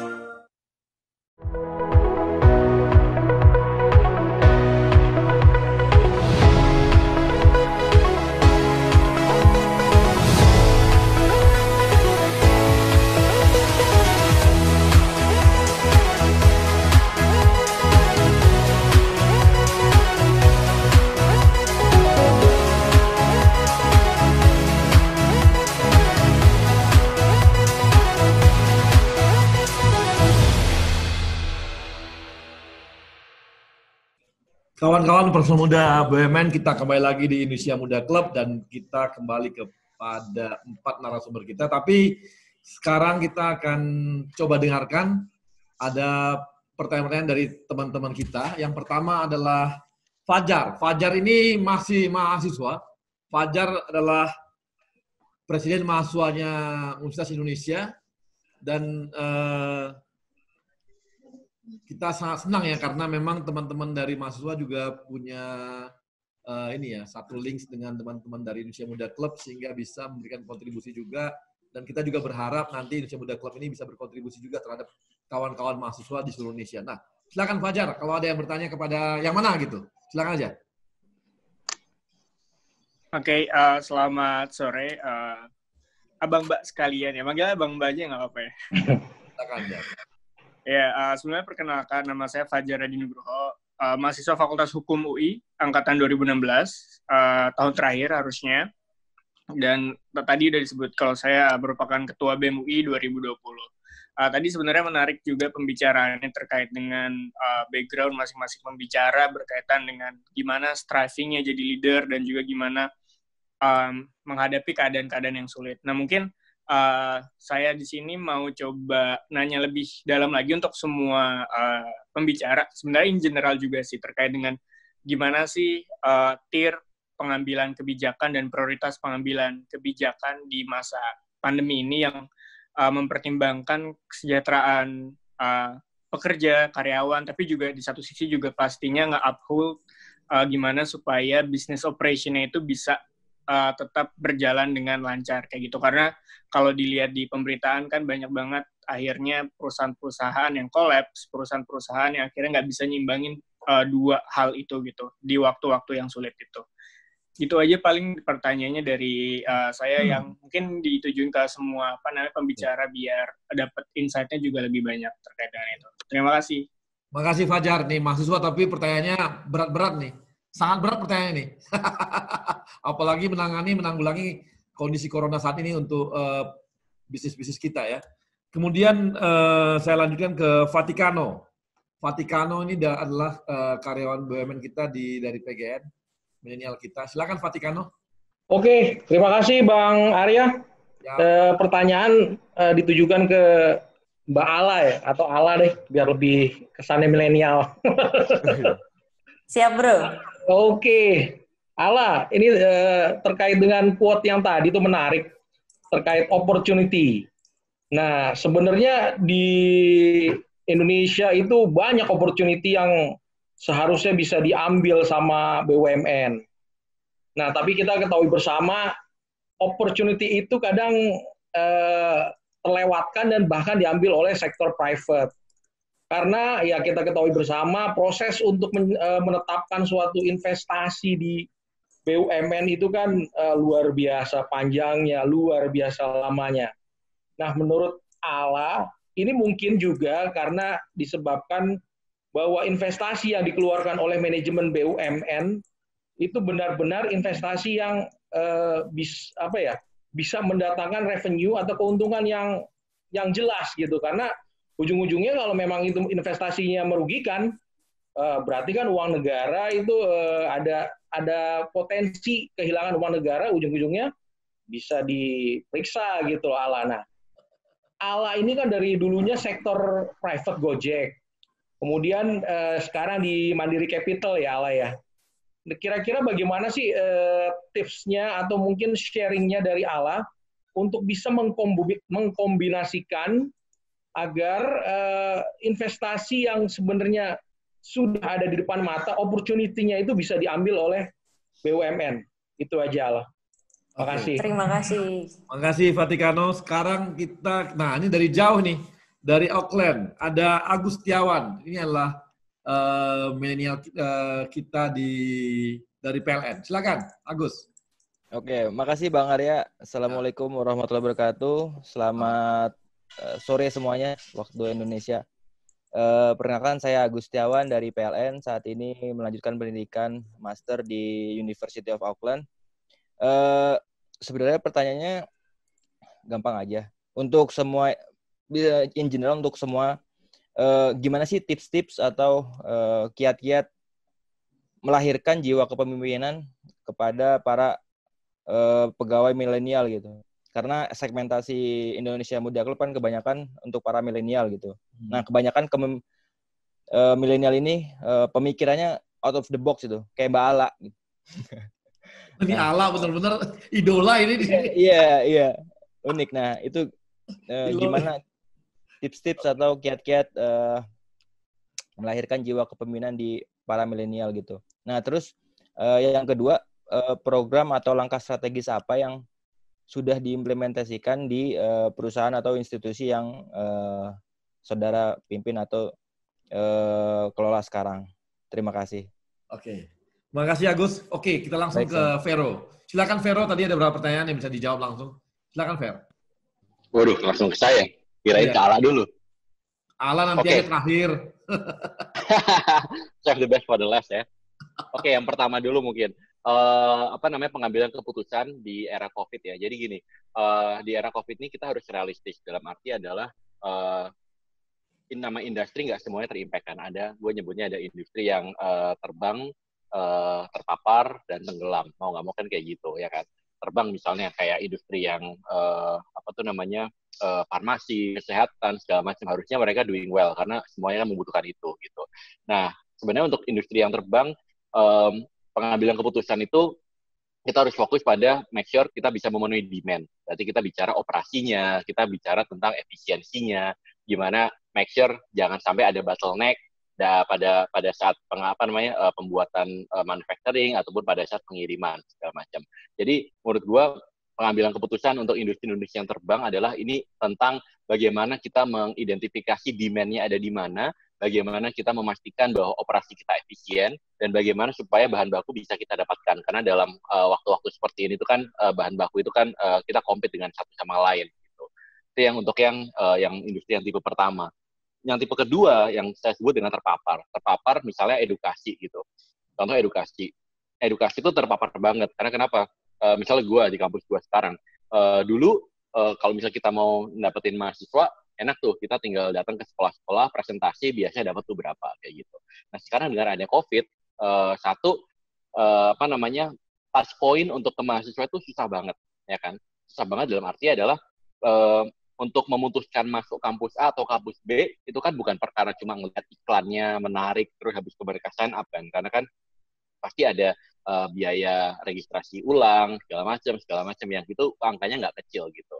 Jadi proses pengambilan keputusan tadi lama, jadi harus sempit gitu. Nah, makanya untuk industri yang terpapar ini mau nggak mau adalah bagaimana kita beradaptasi dengan model-model baru. Contoh misalnya di kampus gua, proses demand generation kita ya kita adakan webinar segala macam. Tapi webinarnya itu kita mencoba mengangkat kegalauan anak-anak SMA, SMK gitu. Habis lulus mau ngapain? Kerja atau kuliah? Bagaimana cara dapat duit selama kuliah segala macam. Nanti kalau belajar apa yang kira-kira sesuai dengan kebutuhan pasar dan seterusnya. Terus kita juga datengin orang-orang yang kompeten di bidangnya buat ngomongin itu. Jadi untuk industri yang kedua ya yang terpapar, ya mau nggak mau kita harus coba cara-cara baru karena touch point atau titik sentuh kita dengan pelanggan itu akan jauh berbeda. Kita nggak bisa lagi titik sentuh fisik, tapi kita harus titik sentuhnya digital. Tapi digital ini juga nggak bisa di oversimplify atau disederhanakan terlalu sederhana. Maksudnya apa? Nggak bisa kita ngomong digital cuma, oh berarti kita harus iklan digital ya? Oh berarti kita harus bikin Facebook Ads atau apa? Nggak cuma itu. Kita harus paham siapa audiens kita, mereka membutuhkan apa, dan mereka nongkrongnya di mana secara digital, disitulah kita datang. Gitu. Nah, baru untuk yang industri yang tipe yang ketiga yang gue sebut dengan terkapar, misalnya contoh airline jelas gitu kan, airline, terus kemudian hotel ya Mbak ya, pastikan juga itu terkapar sekali karena namanya hotel kan tergantung sekali sama orang datang dan ini nggak ada orang traveling gitu.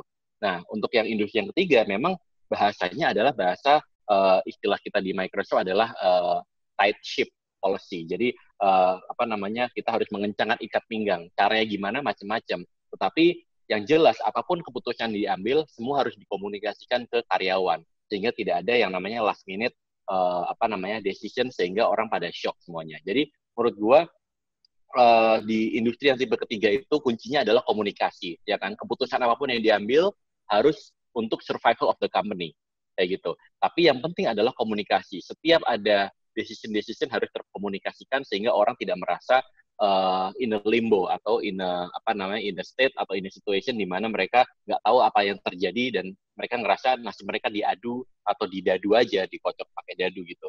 Jadi itu sih menurut gua. Dan tapi yang menarik adalah industri-industri yang tipe kedua yang tadi gue sebut yang terpapar tadi, ini menarik. Karena kenapa? Disinilah momen di mana the big guy and the small guy itu punya kekuatan yang sama. Maksudnya gini, kalau kita bicara kampus misalnya, kampus itu kan ada kampus mahal, ada kampus yang murah. Biasanya stigmanya adalah kampus mahal itu bagus, kampus murah kurang bagus gitu. Kenapa sih kita bayar kampus mahal? Karena kan kita bayar fasilitas gitu kan. Kita bayar gedungnya yang mewah, kita bayar AC dan segala macam. Nah sekarang dengan adanya COVID, semua fasilitas itu nggak berguna gitu. Semuanya ngajarnya pakai Zoom. Ketika ngajarnya pakai Zoom, yang namanya universitas kecil dengan UI itu sama aja gitu. Tinggal siapa yang ngajar, kontennya apa. Karena udah nggak lihat lagi fasilitas dan histori gitu. Dan inilah sebenarnya momen-momen. Jadi untuk yang industri yang terpapar sebenarnya nih kalian bisa ngelihat sebagai sebagai musibah atau kesempatan. kesempatan kalau misalnya kalian bisa memanfaatkan model bisnis baru, musibah kalau kalian cuma mainnya adalah bertahan. Kayak gitu sih menurut gua.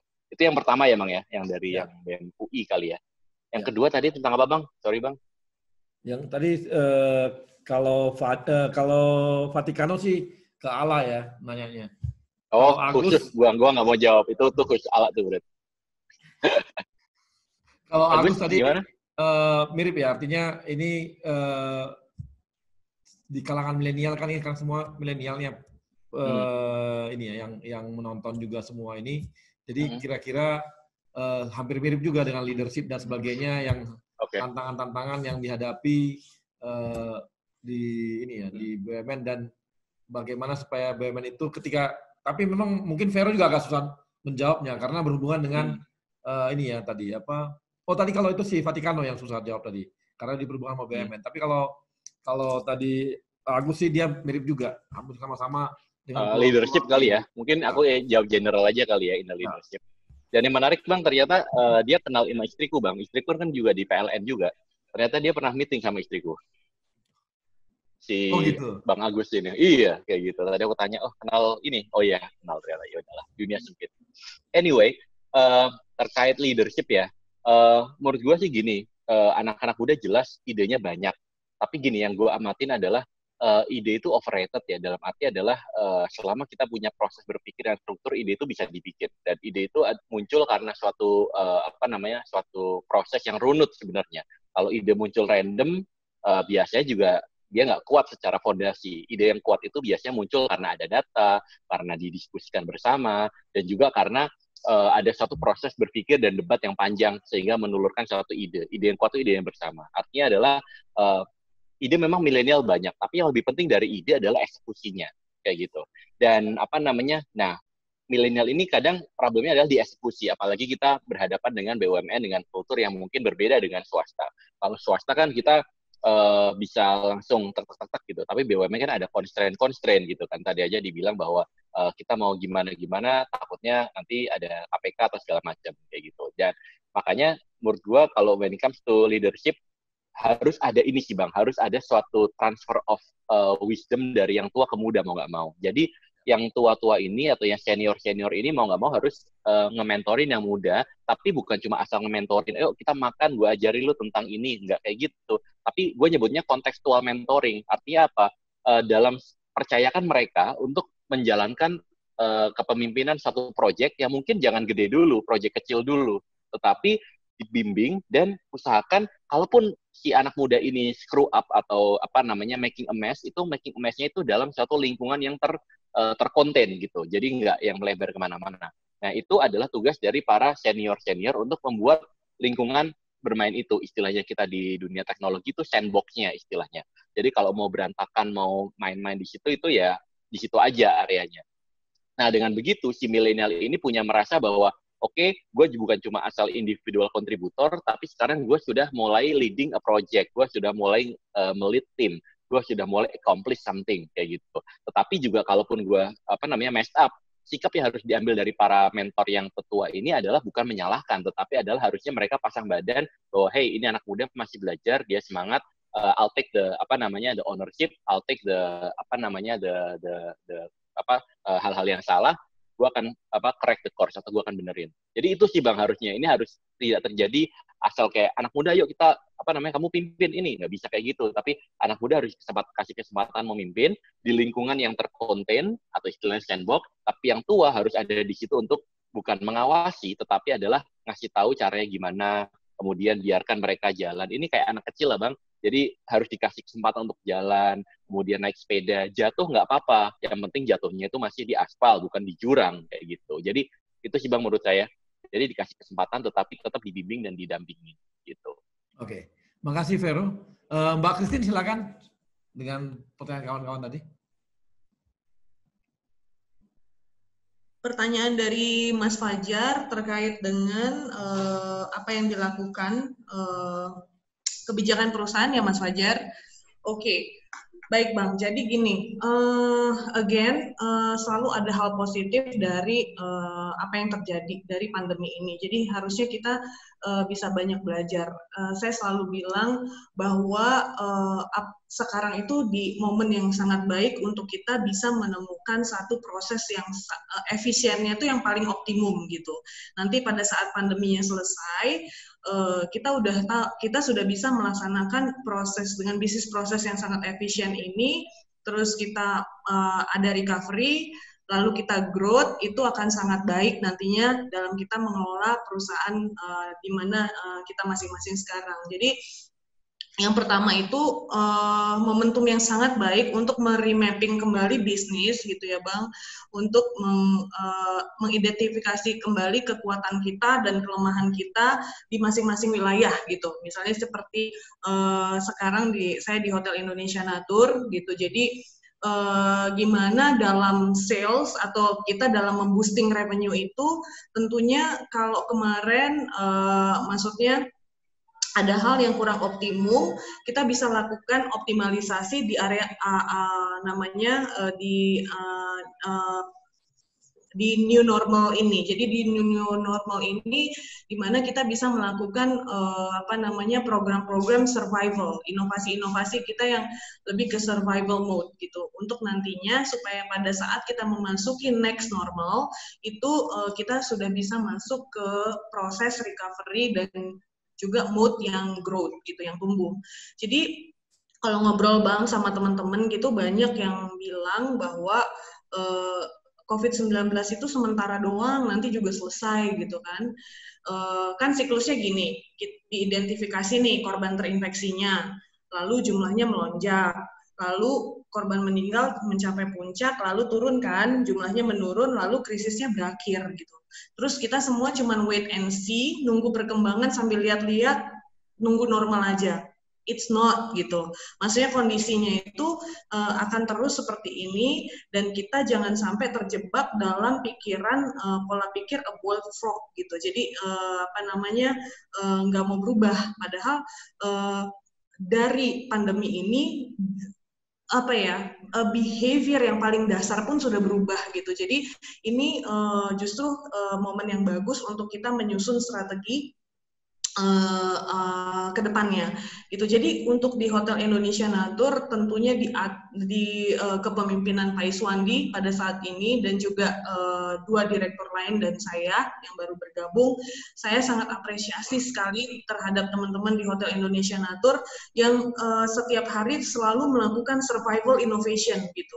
Jadi inovasi-inovasi survival, karena memang nggak ada tamu yang datang, nggak ada yang dine in gitu. Jadi revenue-nya dari mana, sedangkan aktivitas operasinya ada gitu. Jadi teman-teman tuh banyak sekali sudah melakukan survival innovation tadi. Contohnya seperti mereka bikin program-program work from hotel gitu. Jadi menawarkan harga yang lumayan murah untuk sebulan, paket promo gitu. Jadi mereka bisa terus gencar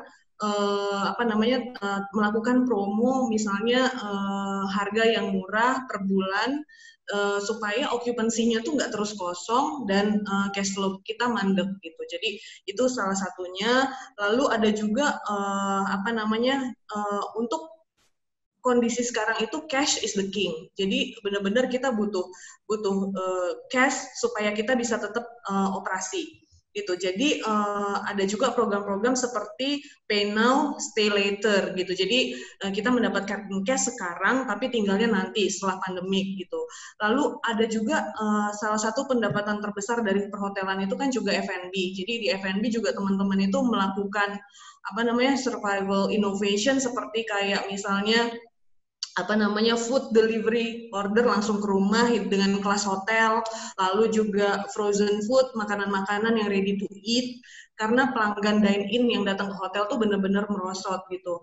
Lalu juga mungkin nantinya kita bisa kembangkan juga kayak on-demand cleaning service, jadi bisa datang ke rumah-rumah juga untuk melakukan karena hotel itu kompetensi housekeeping-nya itu sangat luar biasa gitu ya. Jadi kita bisa memberikan layanan inovatif, kebersihan prima, berkelas hotel ke rumah-rumah. Jadi dibutuhkan aksi dan agilitas gitu ya, agility untuk merubah model operasi dari model yang sudah tidak relevan ke model baru gitu. Jadi pandemi ini membuat kita setiap pemain di masing-masing industri itu untuk berinovasi dan mengambil aksi sekarang gitu. Jadi itu sebenarnya terkait dengan hal-hal terkait policy yang kita ambil itu pastinya itu adalah untuk efisiensi bisnis prosesnya dulu. Misalnya kalau identifikasi biaya operasional yang ada, misalnya biaya listrik kita kurangi, jasa makanan untuk menjaga cash flow dari hotel itu sendiri. Lalu kita juga melakukan identifikasi terhadap fasilitas-fasilitas yang harus dikurangi karena risiko penularan COVID-19 ini, misalnya seperti gym, seperti kolam renang, spa, taman bermain, itu adalah fasilitas-fasilitas yang tidak bisa kita buka gitu. Lalu tentunya ke organisasi restructuring-nya juga of course gitu. Jadi kayak pengurangan jumlah karyawan dalam satu shift, dan itu juga untuk mengurangi penularan dalam virus. Banyak hal lagi yang sudah dilakukan sebenarnya, seperti menyediakan protokol kesehatan seperti face shield, masker untuk karyawan, semuanya itu kita lakukan. Itu dari sisi boosting revenue tadi dan juga dari efisiensi terkait dengan biaya-biaya. Lalu pertanyaan dari Mas Agus terkait leadership, gini Mas, pada dasarnya setiap manusia itu, menurut saya, itu lahir sudah dengan bakat atau bawaan menjadi seorang leader, gitu. Jadi karena pada saat dia berevolusi, gitu ya, sekolah, gitu kan, kerja, itu dia selalu leadership itu selalu dapat dikembangkan melalui pendidikan, pelatihan, di mana bakat yang dia punya atau bawaan yang dia punya itu dengan melakukan pelatihan pendidikan itu dapat makin teraktualisasi dengan baik gitu, sehingga nantinya menghasilkan kepemimpinan yang berkualitas. Saya setuju dengan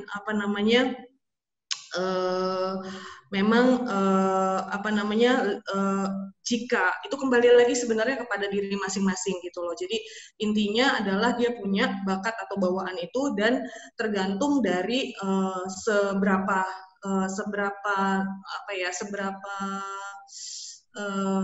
cepat dia belajar, seberapa apakah dia mau mengevaluasi diri, apakah dia orang yang antusias atau apa, itu semua tergantung dari masing-masing. Gitu sih Bang. Oke. Terima kasih Mbak Christine. Nah, Tantra, dari kawan-kawan tadi bagaimana nih? Dua pertanyaan. Bagaimana Krakatau menghadapi corona gitu? Ini memang dampak COVID ini sudah membuat industri baja nasional itu sangat tertekan. Ada penurunan permintaan sampai 50%. Ini mengakibatkan beberapa lini produksi di industri baja domestik itu terancam untuk menutup produksinya karena utilisasinya sangat rendah. Nah, yang sangat challenging adalah posisi KS di mana. Nah, posisi KS ini sebagai penyedia produk baja hulu. Jadi menjadikan industri hilir dan industri pengguna di Indonesia ini sangat bergantung kepada operasionalnya KS. Dan industri itu saat ini adalah banyak terpukul akibat penurunan permintaan dan kesulitan cash flow. Tadi disampaikan Bu Christine, cash is the king. Nah, mereka ini sama sekali nggak punya cash.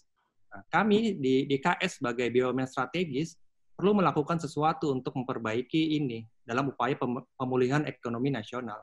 Apa sih yang kami tawarkan? Kami menawarkan konsep gotong royong. Kami ingin melakukan relaksasi pembayaran kepada industri hilir dan pengguna untuk menggerakkan kembali roda perekonomian. Karena industri baja kembali itu mother of industry.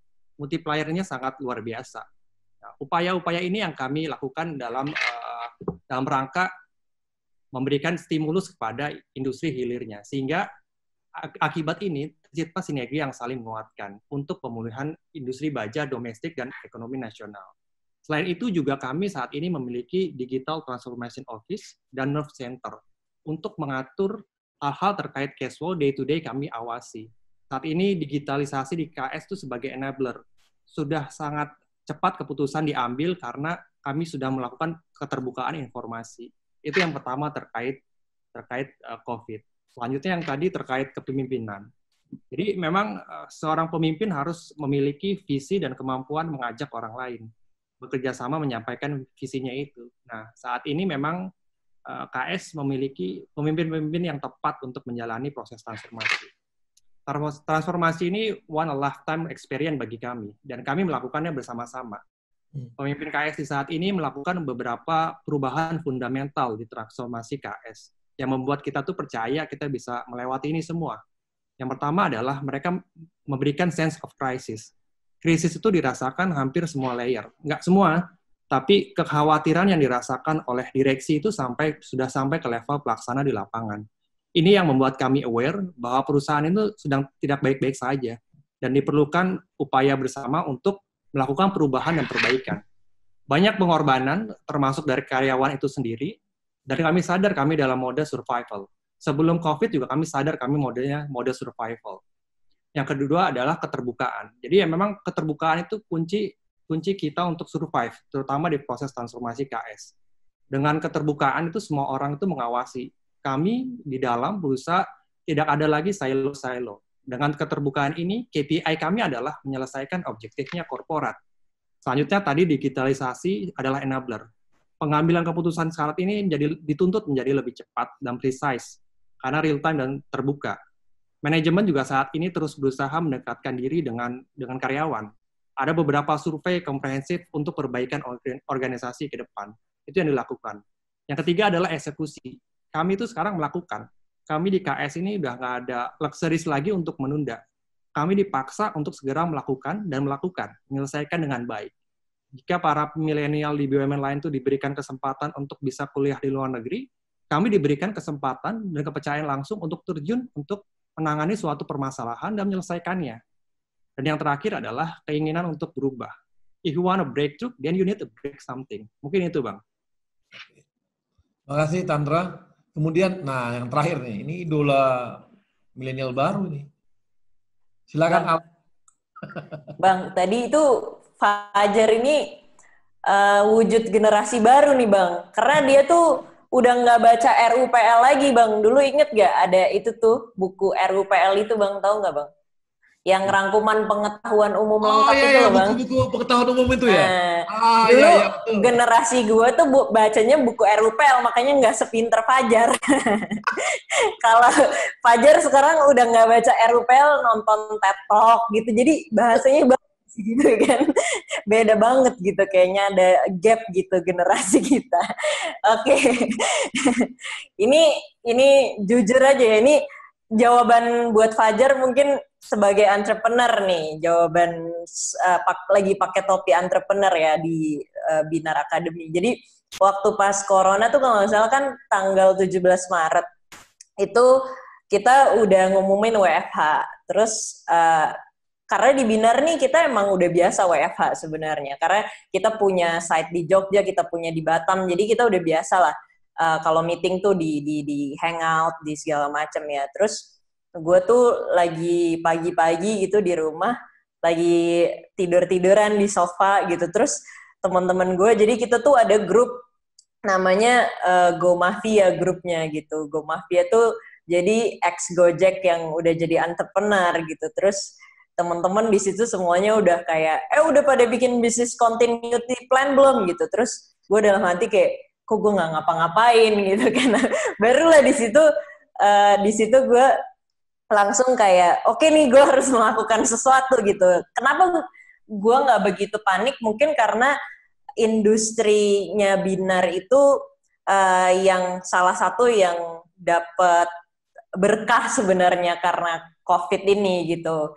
Karena kan memang waktu dulu tuh kita 3 tahun memang sekolahnya tuh via offline, tapi perlahan-lahan kita memang sudah mendigitalisasi dan pertemuan tatap mukanya juga sekarang udah online gitu. Jadi kita salah satu yang tidak begitu terdampak, walaupun waktu awal-awal ada beberapa bisnis lain kita yang memang sedikit terdampak, tapi kuncinya adalah waktu itu kita benar-benar langsung adapt gitu, langsung benar-benar agile gitu, dan yang paling penting adalah di saat kita mencoba sesuatu yang baru, memang kita nggak akan tahu nih hasilnya akan bagus atau enggak gitu. Dan awal-awal kita nyobain bisnisnya di Shift, itu awal-awal memang masih sedikit yang datang segala macam. Tapi yang paling penting sebenarnya dari yang namanya agility itu adalah, agility itu bukan berarti kayak kita bikin apa-apa tuh lebih cepat gitu. Kalau orang IT tuh kalau kadang-kadang suka di ini selalu kan udah pakai agile, harusnya bikin app-nya lebih cepat gitu. Nah,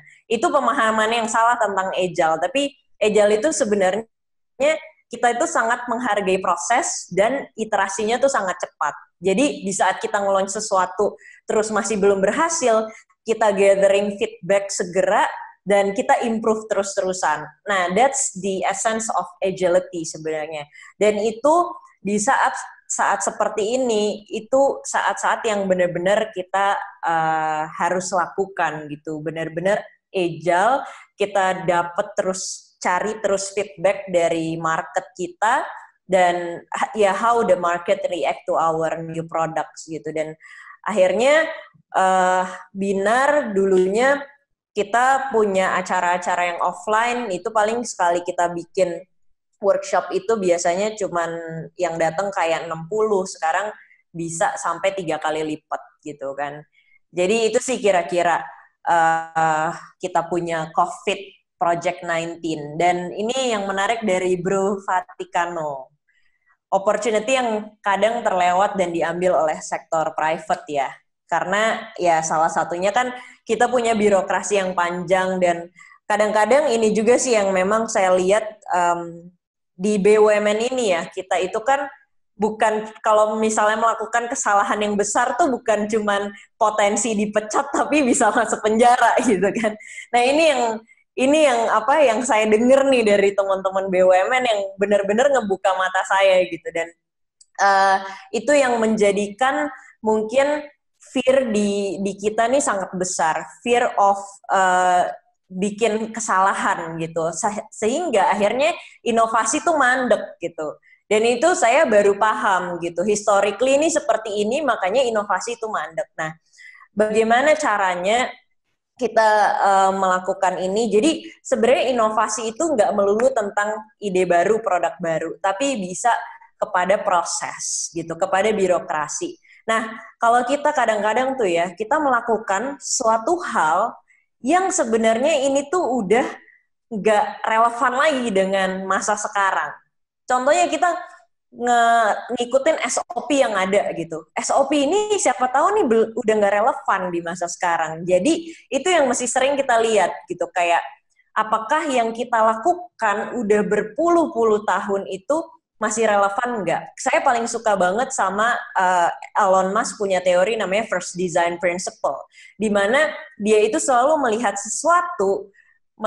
sesuatu kemudian dia breakdown lagi nih items-itemsnya apa, kemudian dia lihat lagi, dia lihat core issue-nya sebenarnya apa, dan dia ulang lagi mungkin dari yang masalah yang sekarang ada, solusinya udah bukan yang SOP yang harus kita lakukan kemarin gitu. Nah, itu yang mesti terus kita dorong gitu. Karena kalau misalnya kita juga sebagai orang BUMN itu menunggu terus-terusan siapa yang mau nge-break ini semua. Nah, teman-teman yang dari jajaran di bawah pun sebenarnya bisa melakukan itu gitu.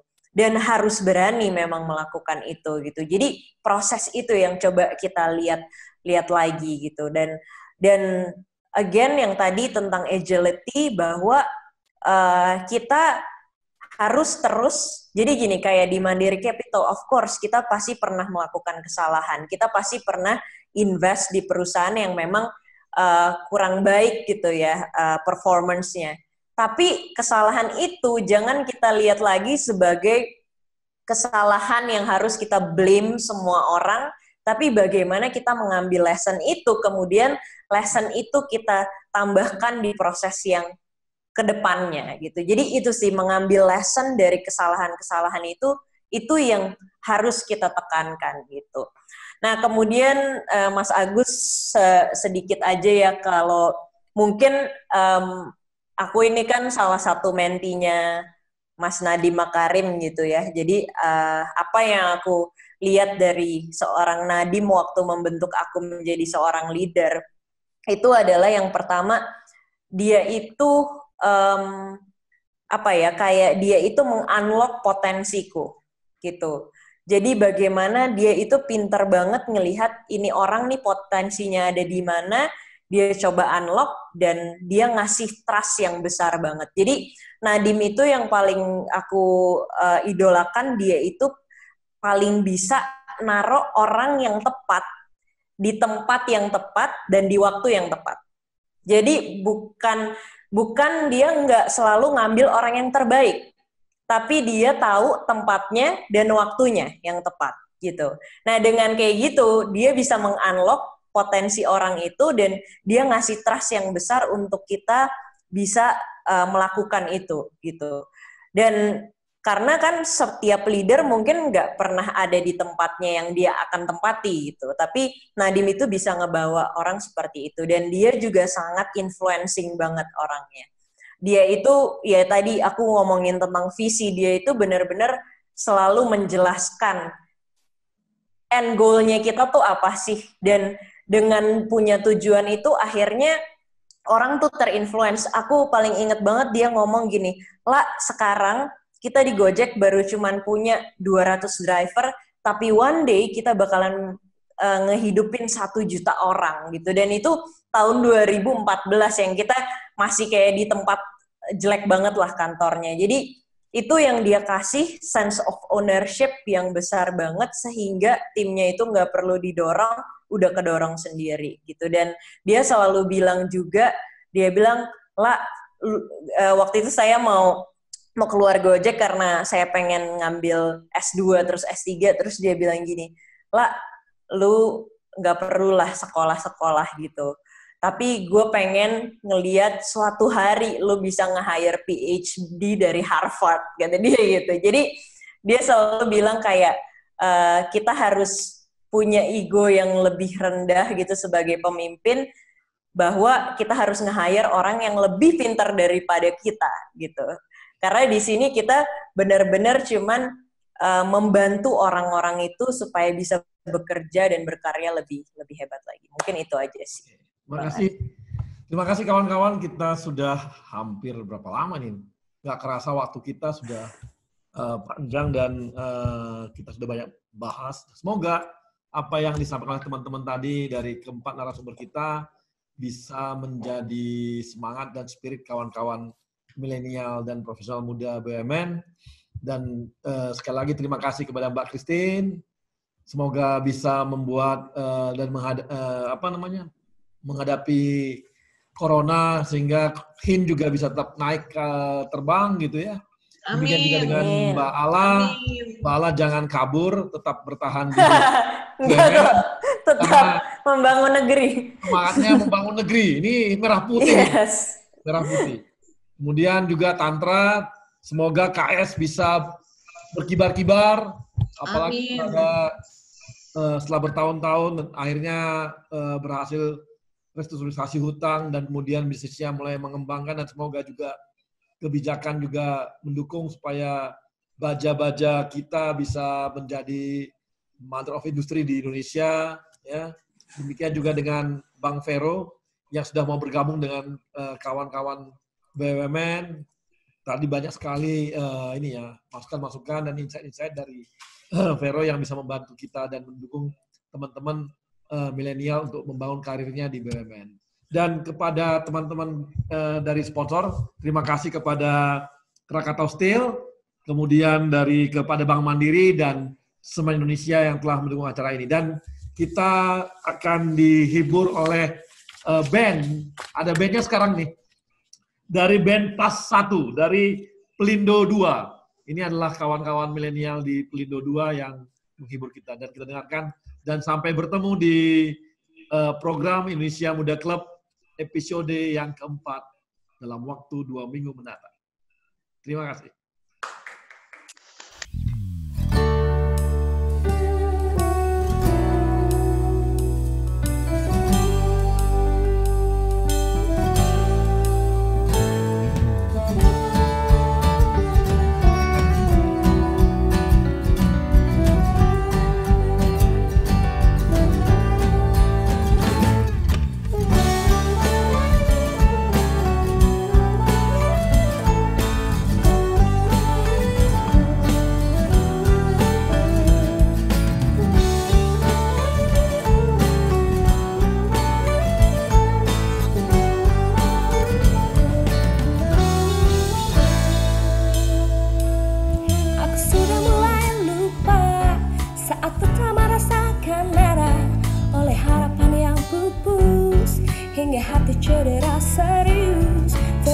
kasih kalian, barisan para mantan dan semua yang pergi tanpa sempat aku miliki. Satu pun yang aku sesali, hanya membuatku semakin terlatih. Begini rasanya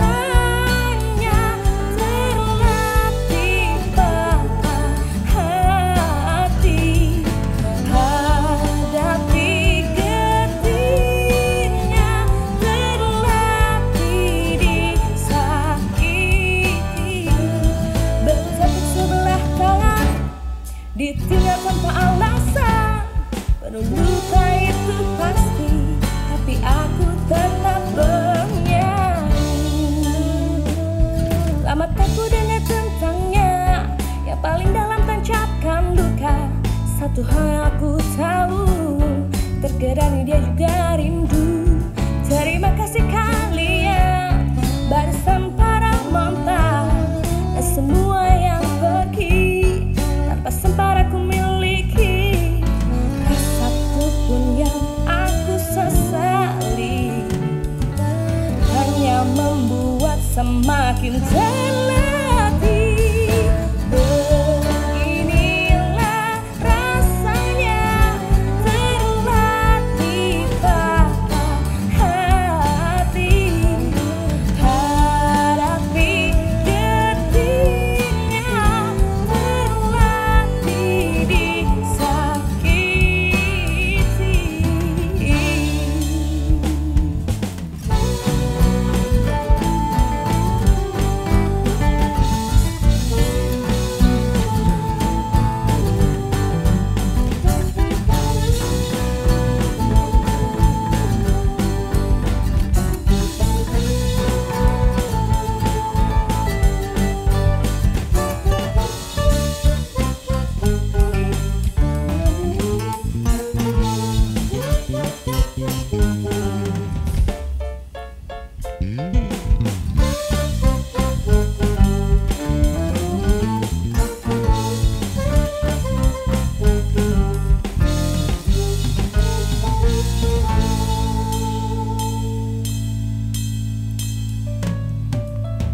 Satu pun yang aku sesali, hanya membuat semakin terlatih.